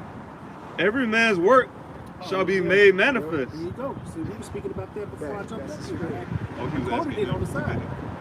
So they're basically saying, like, you know, so yeah, because I think when he was talking about, Ryan had made mention about how the Lord is making a difference, or showing the difference through the doctrine. A lot of these guys' works is being burnt up. Yeah. Because it can't hold water. You know? Read it again, bro. 1 Corinthians 3 and 13. every man's work shall be made manifest, for the day shall declare it, because it shall be revealed by fire, and the fire shall try every man's work of what sort it is. If it's some bullshit, the Lord is going to reveal it. Right. Ultimately, at the end of the day, you're going to know who the prophets were. Right. Yep. They're going to know. Whether it be, you can get it now, or it'll be to the point where it's too late. Right. But the Lord will try it. If I may say, Cap, because the scripture say, out of your body shall flow rivers of living water, right? Yep. And it says, read verse 13 again. Con, it says, every man's work shall be made manifest, Yep. for the day shall declare it. Yeah, it's going to get put on blast. Yep. Whatever work that you've been doing in behind the scenes is going to get put on blast. That's right. All right, keep going. Because it shall be revealed by fire. It shall be revealed by fire. The reason I say shall flow out your, living water. When that fire does come, what quenches fire? Water. Okay.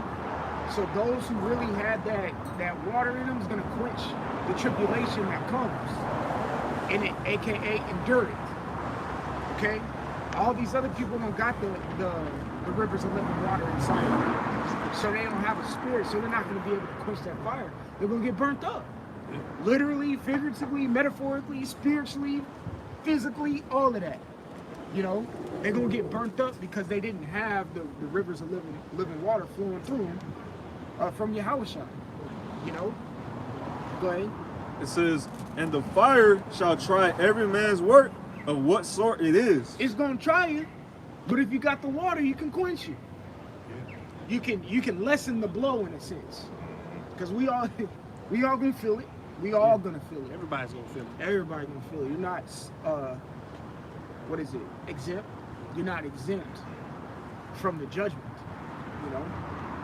Yeah. Matter of fact, Scripture I got a says precept for you. they be scarcely saved. Yep. Mm-hmm.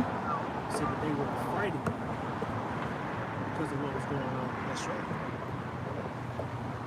That means it's almost gonna seem like we're gonna get hit with it, Yeah. like they are. But the Lord's gonna deliver us. Yeah. I got a quick one for you. This is Micah chapter 3:1. It says, and I said, hear, I pray you, O heads of Jacob, and ye princes of the house of Israel. Is it not for you to know judgment? So we ought to know both sides of the spectrum. Is it not for you or us to know judgment? We see it, Shit, sometimes we experience judgment. Right. We get judged every day. Is it not for us to know it? So when it comes, you're not exempt from it. Shit, you might have to be the one to lay down judgment. Say fishers the hunters. Yep. Yeah. It says you can retain or remit sins. We have that power and capability and ability. That's a form of judgment. We can judge if we can heal a person or not. Fuck that. He was being a nigga. Let him die. If he dies, He ain't part of the elect. He ain't gonna be healed. Exactly. If he ain't part of the elect, he ain't be healed. Even without the Isaiah 4:1 thing. Yep. I was just thinking about that. We choosing who we want. Like, but you too fat. Get the fuck out of here. Right. Yeah. You don't want no You booger slowing bears. us down, bitch. We're dealing with booger bears, man. Judgment is discernment, and it's deciphering something from another. Can I get another quick one? You got it, bro. Go ahead. Get Titus. Get Titus 1, and what's that? 1 and 14, which says, "But defiled." Yeah. 1 and 15. Here we go. This is Titus chapter 1 and verse 15. Yeah. Unto the pure, all things are pure. Yeah. So going back to Micah 3:1, is it not up to you to know judgment? So in order to understand judgment, which ultimately judgment is righteousness, can you be a wicked, dirty ass individual? Hell no. You got to be a pure. So read that again. It's Or a a purist.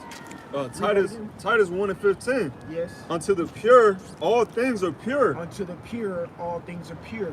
Go ahead. But unto them that are defiled What? and unbelieving What? is nothing pure. Is nothing pure. So are they fit for judgment or to judge? Hell no. Hell no. Go ahead. But even their mind and conscience is defiled. Even their mind and conscience is defiled. Okay? So even their mind and conscience is defiled. Your conscience is something that can decipher, which, again, deciphering is judgment. So if you have a defiled conscience, that means you can't morally decipher what's morally good or evil. That's why when this devil gives you these little checks, These people ain't considering. All their consideration goes out the fucking window. Oh well, maybe he's a devil. Oh, you know he's a good guy, man. Yeah. $5,000. Right. Hey, man, we gonna buy him a beer, man. Maybe he getting the Christmas card this year. Right. Get the fuck out of here. You know what a righteous. Bunch of rap songs written about him. You know what a righteous individual will do? Even if we get that bag, which if we get that bag, I don't mind. that nigga had the Newport suit on. Niggas was loving Joe Biden when he gave that when he made time. Byron. What's up, Joe? Byron. Trump on the dollar. You know, even if we get that bag, which again I don't mind. Don't be over righteous. I can't take it. Nah, you know, scriptures say the money is a defense. So, Money, exactly. Yeah. you know. Use the world, but don't abuse it. And when you go into that word defense, and that's in Ecclesiastes, right? Ecclesiastes what, 7 or something like that? When you go into that word defense, it means a shadow or a covering. All right. So when it says money is a defense, it's a shadow. So you have your times of your day. Doesn't your shadow move? So it's temporary. You're not on the defensive every day of your life, are you? And even in this truth, okay, probably right now we're on the defensive, but we're about to go offensive soon because we've been offended. Now it's time to offend. All right? Now we're going to go on the offensive. Okay, that's what that word defense means. It's a shadow, it's a covering. So just like the captain said, money is a defense. So if you know it's a shadow and the shadow is temporary, don't put all your eggs in a basket with this fucking economy. Yeah. Screw it. Just use it. So if we get them 5,000, a righteous person is gonna pay his tenth, or his tithes. Right. Yep. Give his 10%. But just like you said, these wicked ass individuals, Trump is God. That's how they're gonna be. Watch them. They gonna love him again. They're gonna love him again. Them niggas forgot that he did this already. Yeah. Oh yeah. Like 2 or 3 times. He did, didn't he? Yeah, I think someone's got like 2 stimmies. Yeah. And then with the COVID relief funds or whatever. Oh man, My hours got cut. Oh, we'll compensate you. Y'all niggas must have forgot this nigga in office did this shit for you. Yeah, and then Joey, he followed suit. He did the same thing. What? Joe Biden continued that little trend. Oh, okay. He gave them stimmies. Out. Oh, I don't think I got a stimmy from Byron. Yeah, I didn't either. Giving, I think he was giving like $300 $300 a person. Hold on. Wasn't he? Didn't he? To the Trump gave some out when he was leaving, Oh, okay. and then Biden came back in. I think I ain't get shit for 2021. I think it was dropping like $300 per person. But Trump was dropping bands. Well, you know what I mean. That's why I say he tried to follow suit, but they all fucking devils. They all the same devils. pieces of shit, man. Yeah, I got the scripture. Go to I'm gonna read it in the NLT. It's actually kind of heavy. This is Ecclesiastes 7:12. In the NLT, wisdom and money can get you almost anything, but only wisdom can save your life. Beautiful. Money ain't gonna get you salvation. The Lord tells us. It's Timothy, for the love of money is the root of all evil. The love of money. Not getting money. The love of it. You know, when people worship their money. Like you got the niggas with the armbands, with the bricks of money right there. Yeah.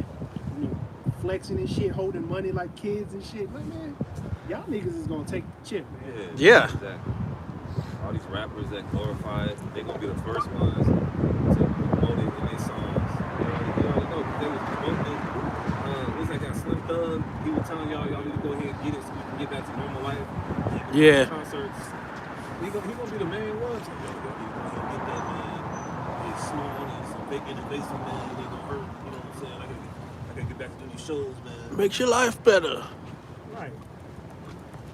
Just like a woman, she, you know, majority of these women went ahead and got that shit so they could travel.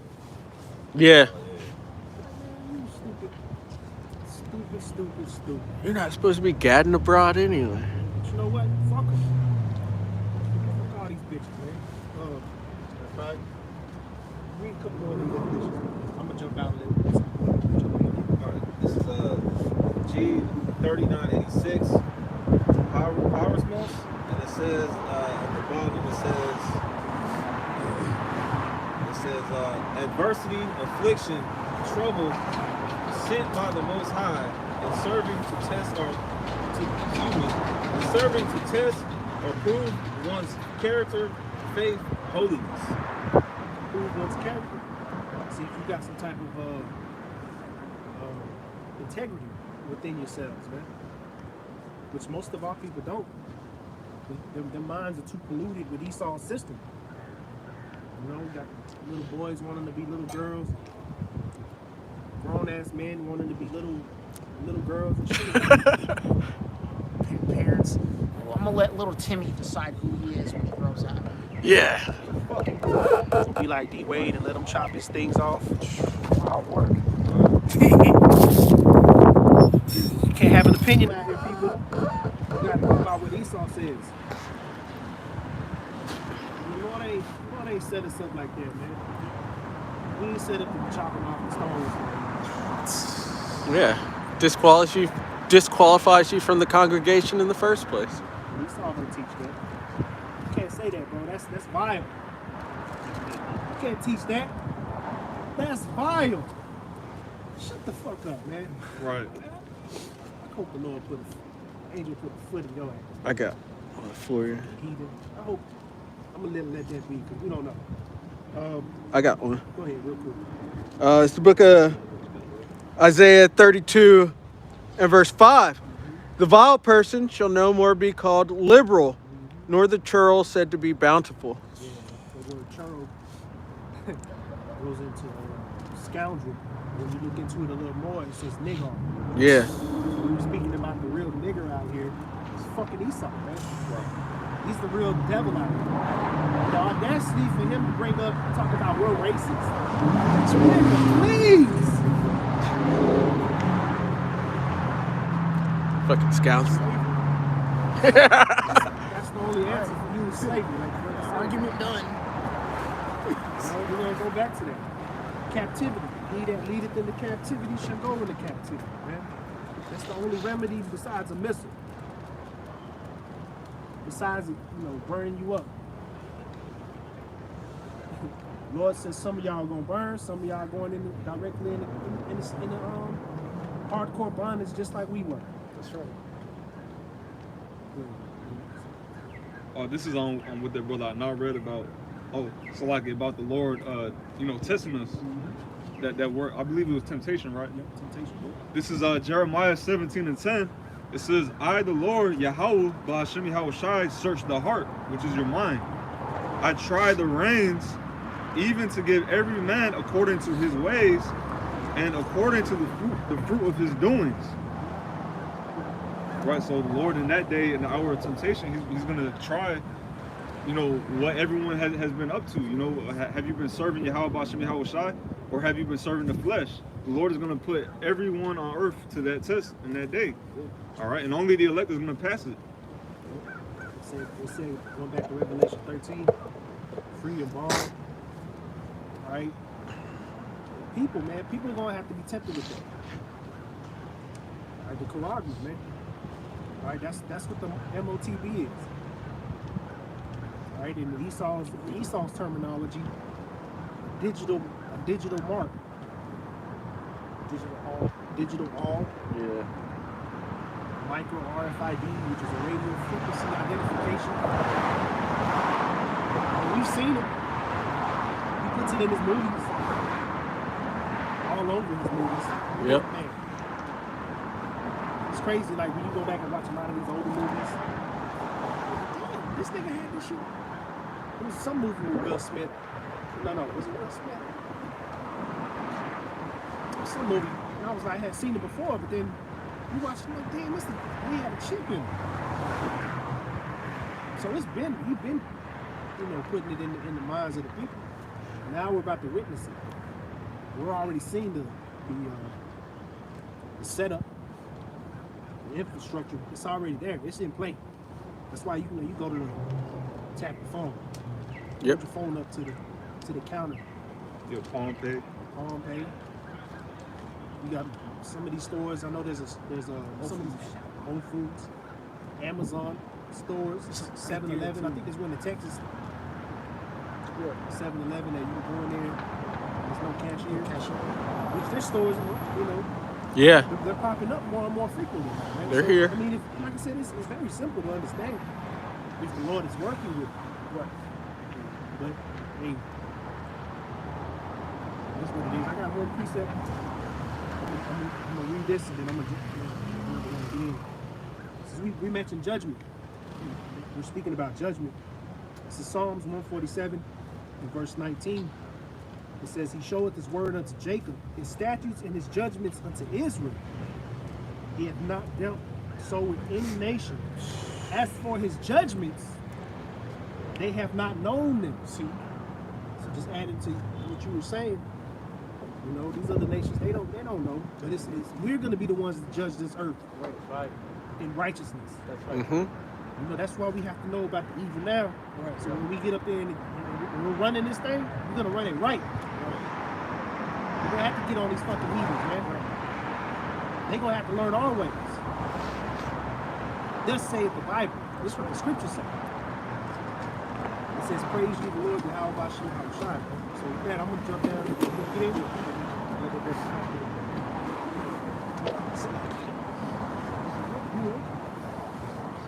Yeah, I'll keep reading. Bring up give me a verse in my faith. I got This is Corinthians. no. This is Isaiah 33 and 6. Yep. And you're gonna see why. Isaiah 33 and 6. And wisdom and knowledge shall be the stability of thy times, and strength of salvation.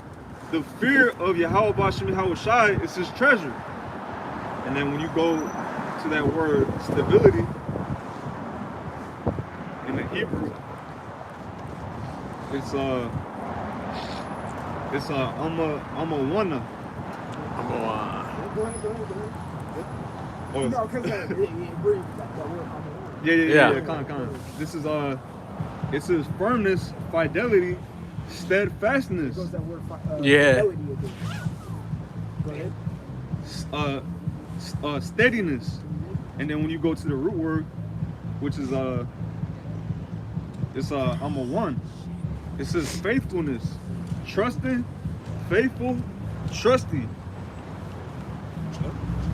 So reread Isaiah 33 and 6. Isaiah 33 and 6. And wisdom and knowledge shall be the stability of thy times, and strength of salvation. The fear of the Lord is his treasure. Yep, so we brought out that's How y'all stability. doing? Like King, God. How y'all doing today? So stability. So that's a faith-based script. Matter of fact, since let's just expound on that. Let's add to that. To that word stability. Get Isaiah. I love reading this one. Isaiah 10 and 20. Because this is another word that goes into aligns with stability. Isaiah 10 and 20. This is Isaiah chapter 10. Isaiah chapter 10 verse 20. That's a good precept. Mhm. And that's another thing. That's a milky precept. You don't even have to know these all. I mean, the more you study, you're gonna know a lot of the intricacies of the Bible. Of course, that's just bound to happen. But really, when we get into that day, or when we start getting to these days of being tested, all right, and then we get to that climactic point, breaking down Revelation 17, you are going in the gift. Well, NATO EU. EU used to be the EEC. Like, bro, what is that gonna do? You know what I'm saying? Or understanding Isaiah 33:6. Okay, I'm on his guillotine, or if you saw how he be in that position, Rakata. I know what my stability is. I know I need to have faith to get through this. You know what I'm saying? Those milky scriptures are gonna be the ones that get you through it. You know what I'm saying? I walk by faith, not by sight. The Lord's Prayer, Matthew the 6th chapter. Those are the milky scriptures are gonna be the ones that are gonna get you through, man. That's gonna be the stuff that gets you through. And like I say, the accounts of the ancient men. Yeah, I'm just saying, just reading the accounts that continues to build your faith. Yeah. I'm glad you brought that up, man, because you know it's been on my spirit. Is 2nd Maccabees, the 7th chapter. So if you could hold that, because that's an account of ancient men going through their process of faith. You know, yeah, we gonna read that chapter. We gonna read that chapter today. Something just struck me right quick because you said how the milk is going to get us through. Mm-hmm. It's like a baby. Like the milk that they drink, it gets them through the nourishment. That's right. And the growing process. That's right. And that's the thing they need. Shit, even newborns can't even have water that we drink. Yeah. They fuck that shit up. Right. They have to drink that milk. You know, even water's too meaty for them. Mm-hmm. Yeah. Let alone feeding them solid food. They need to be on the tip. So when we get in that day, we still gonna have to be on the tip. Or you know what I'm saying? Yeah. What you gonna say? Even when they first come out, there's that colostrum. Yeah, colostrum. And that's like even more beneficial than just regular milk. So it's like a stronger milk for them right away. Exactly. That's the stuff that's gonna start helping them, you know, self-produce, you could say, or whatever, or build them. You know, get Isaiah 10:20 for that precept for the word stability. Come on. What time you on? Yeah. Get through it quick. Isaiah 10 and verse 20. Yeah. It says, as my hand hath found the kingdoms of the idols, and those graven images did excel them of Jerusalem. Isaiah 10:20. Oh, Salakia. You good, brother? 10:10. This is Isaiah 10:20.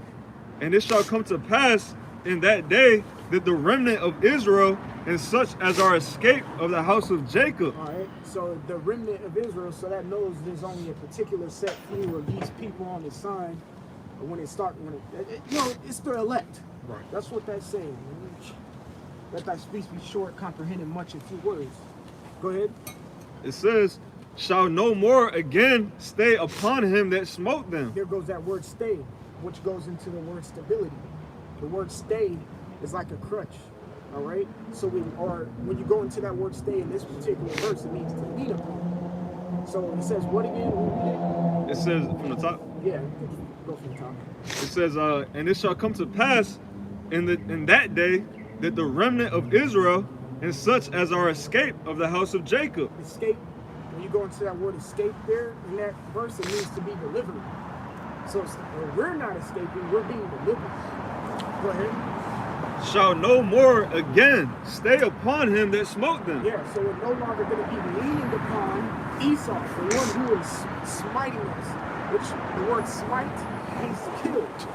Go ahead. It says, but shall stay upon the Lord. There you go. And that's where wisdom and knowledge should be the stability. So it says what? We shall no longer stay on them who smote us, but we shall stay or have that stability or lean upon the Lord. Go ahead. The Holy One of Israel in truth. So it just mentioned all right there. The Holy One of Israel is Yahweh Shai, but ultimately it mentioned everybody there. Yahweh Yahweh Shai. Okay? That's who that's another precept for that stability. You know, so let's get into First Maccabees 7. We start at the top. All right, this is Second Maccabees. Second Maccabees 7. The Second Holy Maccabees Children. 7. It came to pass also that 7 brethren with their mother were taken and compelled by the king against the law to taste swine's flesh. And this is the climactic part of what we're going to go through. What we were talking about earlier, that UBI system, that's going to be the beginning of the beginning of sorrows. That's crazy. We barely even touched the beginning of sorrows. Yeah. I can still clock into work and earn as much money as I want to in the land of opportunity. I can still do that right now. You can still do that. Yeah. You can still do that. Yeah, place food orders, all that. Yeah. You get a job. You get a job. You get a job. You can still do that. Right. Yeah. So we haven't even hit the inception of the beginning of sorrow. Once that UBI hit, that would be the inception. The inception of UBI. I mean of sorrows. But this is the what we're reading here. It's like You go first. you know, everyone says, if anyone ever, why are you being dramatic? Oh, no. Because you hit, when you're being dramatic, you hit your climactic state That's why. of whatever it is. Dramatic as in anger or happiness, sadness, whatever. That's your climactic point in that emotion.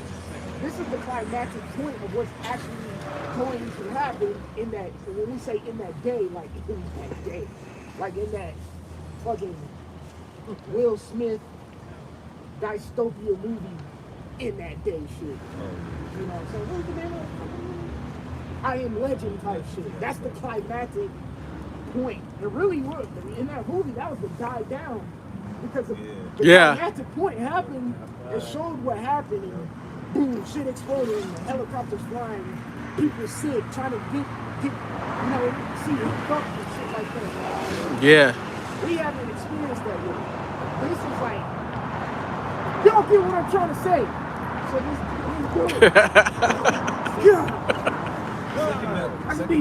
I'm so animated, man. Go ahead. Second Maccabees 7 and verse 1. It came to pass also that 7 brethren with their mother were taken and compelled by the king against the law to taste swine's flesh, and were tormented with scourges and whips. But one of them that spake first said thus, why wouldest thou ask or learn of us? We are ready to die rather than to transgress the laws of our fathers. Yep. See, this is that trial, that test of faith, or the test of fidelity of men, like the captain broke down. What verse was that in? What y'all read? I can't remember. Revelation 3 and 10. This is that Revelation 3 and 10. You know, everything going to get tried. There's millions of souls getting tried. It's not just getting tried by the RFID micro hit. It's not just being tried by that. Shit. I'm gonna be real. Though it's out there, some of us may not even get it. We might not even get a whiff of the MOTB. We might get tried in a different manner. But everybody in the end of the day is gonna get tried, regardless of what it is. Everyone here sitting here internally knows our own weakness. That could be something that the Lord tries us with. You know, I'll say this: if your weakness is money, then you might get tried on the MOTB. You know, if your weakness is, you know, gluttony or being greedy when it comes to food, you might get tried on the MOTB. The nigga on 300. Yeah. Like the farm nigga. Yep. Gave him all kinds of bitches, and he was, what do you want? Right. Bitches and money. He was telling all the secrets. Right. You know, you told him the secret passage. Shit. Sneak up behind him. You'll mess around and resist. I think that passage You'll is mess called around. after him I'm not saying to this anything. day I'm not too. hoping or saying anything here is gonna happen. I'm speaking hypothetically. Please understand.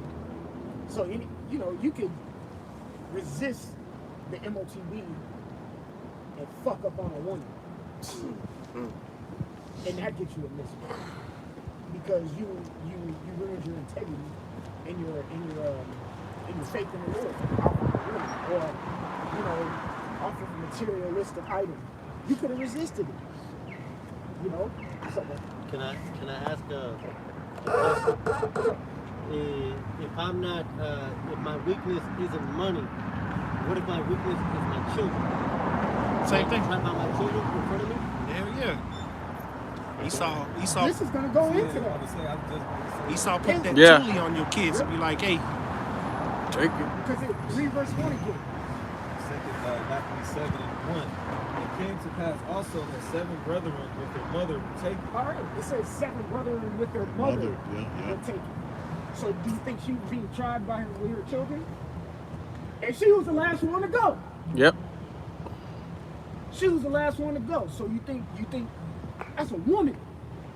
That's a woman. That's a strong woman right there. Yeah. It is. Say that. Yeah. That's a strong woman. she watched all her boys die. You know, that's a strong woman. Hey, brother, I hear you say that. It don't make them like that. But the scriptures talk about the elect lady. There are some women out there who gonna be like this. These spirits are back on earth. These spirits are back on earth, man. Yo, some, I can't even say some. A minuscule, microscopic amount of these women are like that. They really like that. And they're gonna link up with a man of the Lord. The Lord's gonna have them link up with a man of the Lord. There's some, I know we get on women, majority, 99.9% of women I cannot understand. Shit, Apostle Tahar had a video saying, titled, I don't know if y'all watched it, 99.9% of women are wicked. Titled that. It's true. And he was showing mercy by saying 99.9. Real talk. It's because it's true. It's true. But the scriptures talk about the elect lady. So, you know, there are women who are still built like this. It's dormant within inside of them because they haven't been tried yet. Yeah. Revelation 3:10 hasn't happened yet. Or it's about to happen. We're in the starting points of it. Okay? Because there's some people being tried right now, losing like a motherfucker. You're seeing people fall out the camps, all that shit, losing like a hog. Everybody check each other. All Losing like a right, hog, bro. Bro, why? You're losing, bro. I get like being peaceful and faltering at a point. You know, I mean, Lord forbid, just speaking for myself, that it happens to me, that spirit comes on me, and this is during this time. But come on, man. While the spirit is still on me, I can talk it. You know, I can talk it. That's why we have to pray. That's why we have to pray. Always in prayer without ceasing. That's it. Go ahead, bro. I'll jump down to verse 3. 2 Maccabees 7 and verse 3. Then the king, being in a rage, commanded pans and cauldrons to be made hot, which forthwith being heated, he commanded to cut out the tongue of him that spake first, and to cut out the utmost parts of his body, the rest of his brethren and his mother looking on. Can any of us do that? That testimony. That's a testimony. Can you stand there? Esau got brothers lined up. We know some will perish in the name of the Lord. Yeah. Scriptures say they will rise up first. Yeah. But can any of us honestly stand here and say that we gonna have the balls to stand there and witness our brothers being persecuted In that fashion. like that? To resist these, we have to have the Lord with us, man. Right. It's all the spirit of Yahweh B'Shem Shai. That's brutal. That's something to think about. So reading that, do y'all kind of like fully understand what happened to him? You fully understand. So I'm still going to So what happened to him is they fired that pen, you know, they got it ready. They cut his tongue out, and it says they just pretty much disfigured him. So imagine this leg off, that leg off, this arm off, this arm off. You look like a little chicken leg with your tongue cut off. So all limbs and members are chopped off while you're yet alive. Okay, let's keep going. Just like Travis said, did you go through that by yourself? I'm gonna answer for myself. No, I couldn't, unless I had a divine entity, spirit on me. Yeah. That's the only way.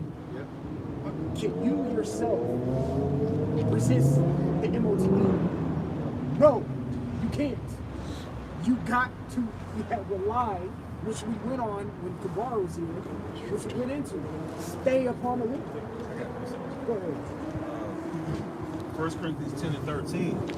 There have no temptation taking you, It's but like you can talk all that shit. Yeah. I ain't gonna take it. I ain't gonna know. It sound good. And and again, I'm not discouraging. Okay?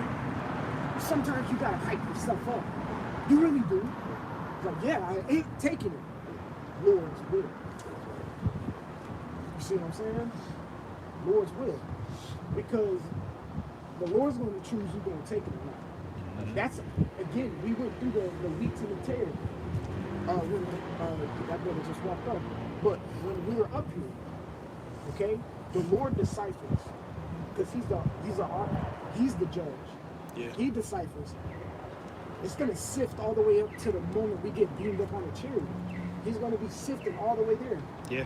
All right, to the very end, sifting is going to happen. You might have made it through this, that, and third, whatever. Again, hypothetical speaking. And it end up fucking around and taking it.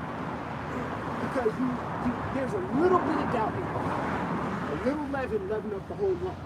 Just a little. Just a little bit. You could have fucking get spiritual power and healing, but you have just a little fucking doubt. Just a little doubt of a mustard seed. You know, hold on, brother. Yeah, doubt of a mustard seed.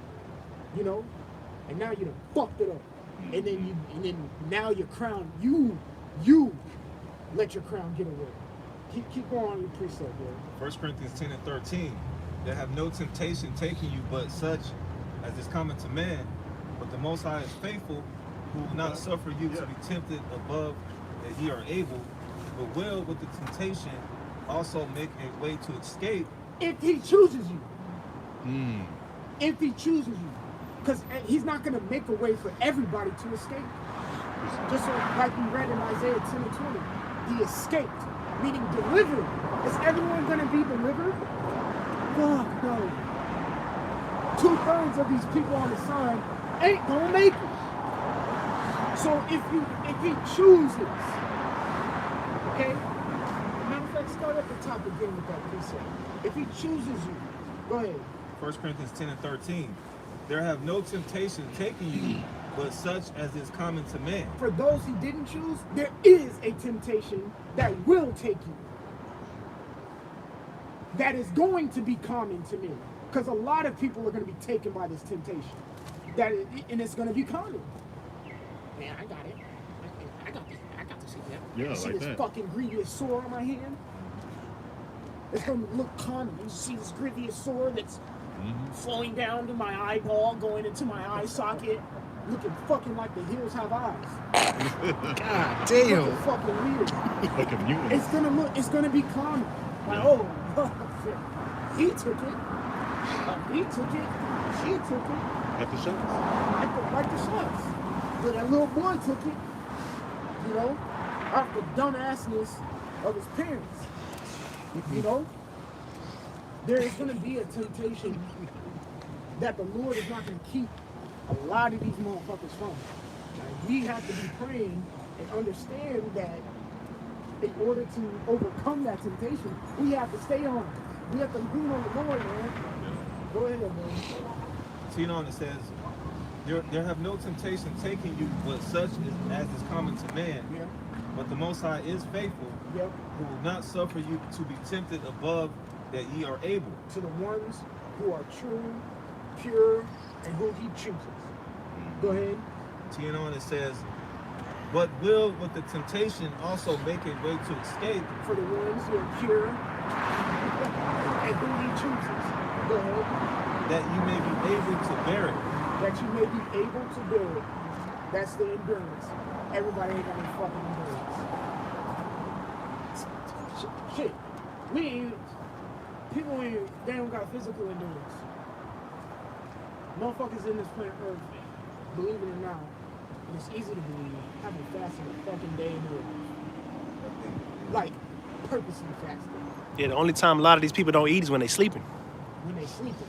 Or if they ain't got no damn money. Shit. You know? Yeah.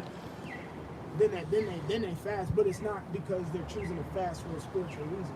Right. Food. So that takes to the topic, niggas don't got spiritual endurance to endure. You know, in the group chat, people bars all put in a fucking picture of Obama child smoking that cigarette. Oh, yeah. I responded, hey man, this bitch visit, she don't even know what it feels like to get a reconception on a car, let alone the shit that we go through on a daily fucking basis. Bitch, you're the president, you're the daughter of the president of the United States. What are you going through to make you smoke a cigarette? And she was all like this, like droopy, like a fucking blob. I'm getting it all. My dad was the most powerful man in the planet. Bitch, some people out here working for $10 an hour at fucking Burger King. Part-time. Part-time. Cut it out. You're not going through nothing. See, Yeah. motherfuckers like that just don't take it. Got it. That's what I'm saying. Motherfuckers like that, it's gonna get, the temptation is gonna overtake it. You know? Well, I tell you that in Ciroc, it's a dealing with prosperity. Yeah. They don't know. Yep. Yep. You forget it. You forget it. Yep. You forget it. When adversity hits, you forget the days of prosperity. Yes. Go ahead, bro.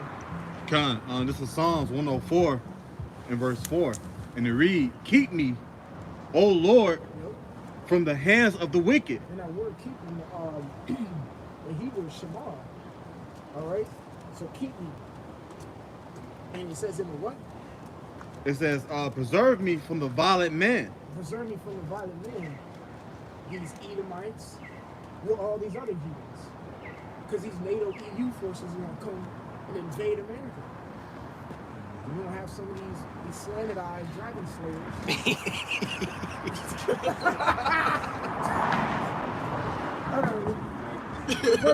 The brother was just up here talking about, they call us racist, and I'm like,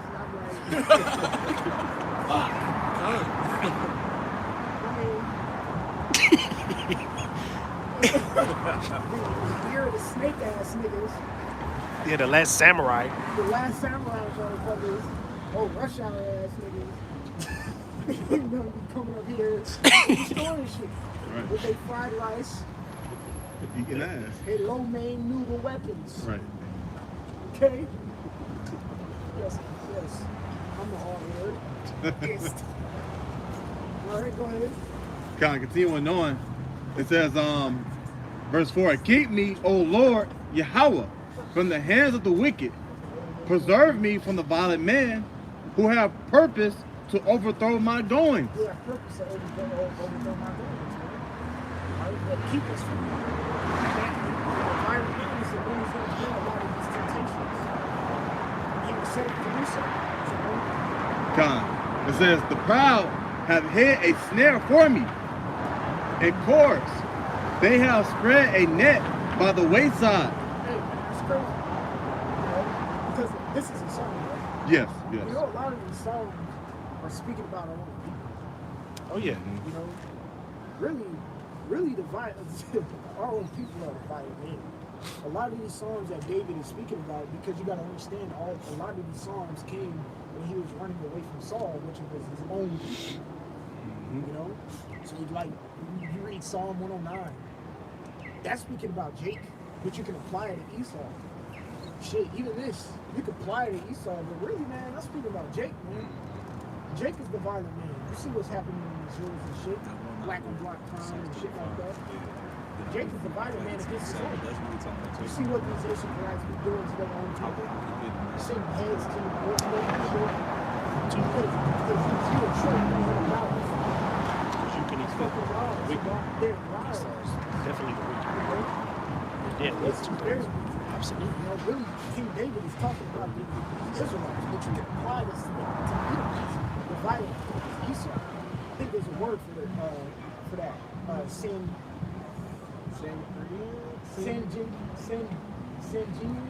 Sanguineous, I want to say, which that word means bloodthirsty. You know? And it talks about how what Esau is the dragon, the horn, the dragon with scarlet. Yeah. You know, go ahead. Continuing on. Yep. That's right. Continuing on, verse 5. The proud have hid a snare for me, and cords. They have spread a net by the wayside. They have set gins for me. Selah. I said unto the Lord, Yahweh, thou art my power. Hear my voice, hear the voice of my supplications, O Lord. We was talking about praying continuously. It says, O power, the Lord power, the strength of my salvation. Thou hast covered my head in the day of battle. Grant not, O Lord, the desires of the wicked. Further not the wicked device, lest ye exalt themselves, Selah. That's pretty much it. Yeah. Well, we got to stay on the Lord to resist on enduring these certain temptations that are about to come. Lord willing, I'll go into that second Maccabees 7 next week, if the Lord permits, if He gives me the opportunity to speak. Because we got to close up real soon. But hey, man, in order to get through these times that we're going through, you gotta trust in the Lord. Know the name of the Lord. Get Proverbs 18. Yep.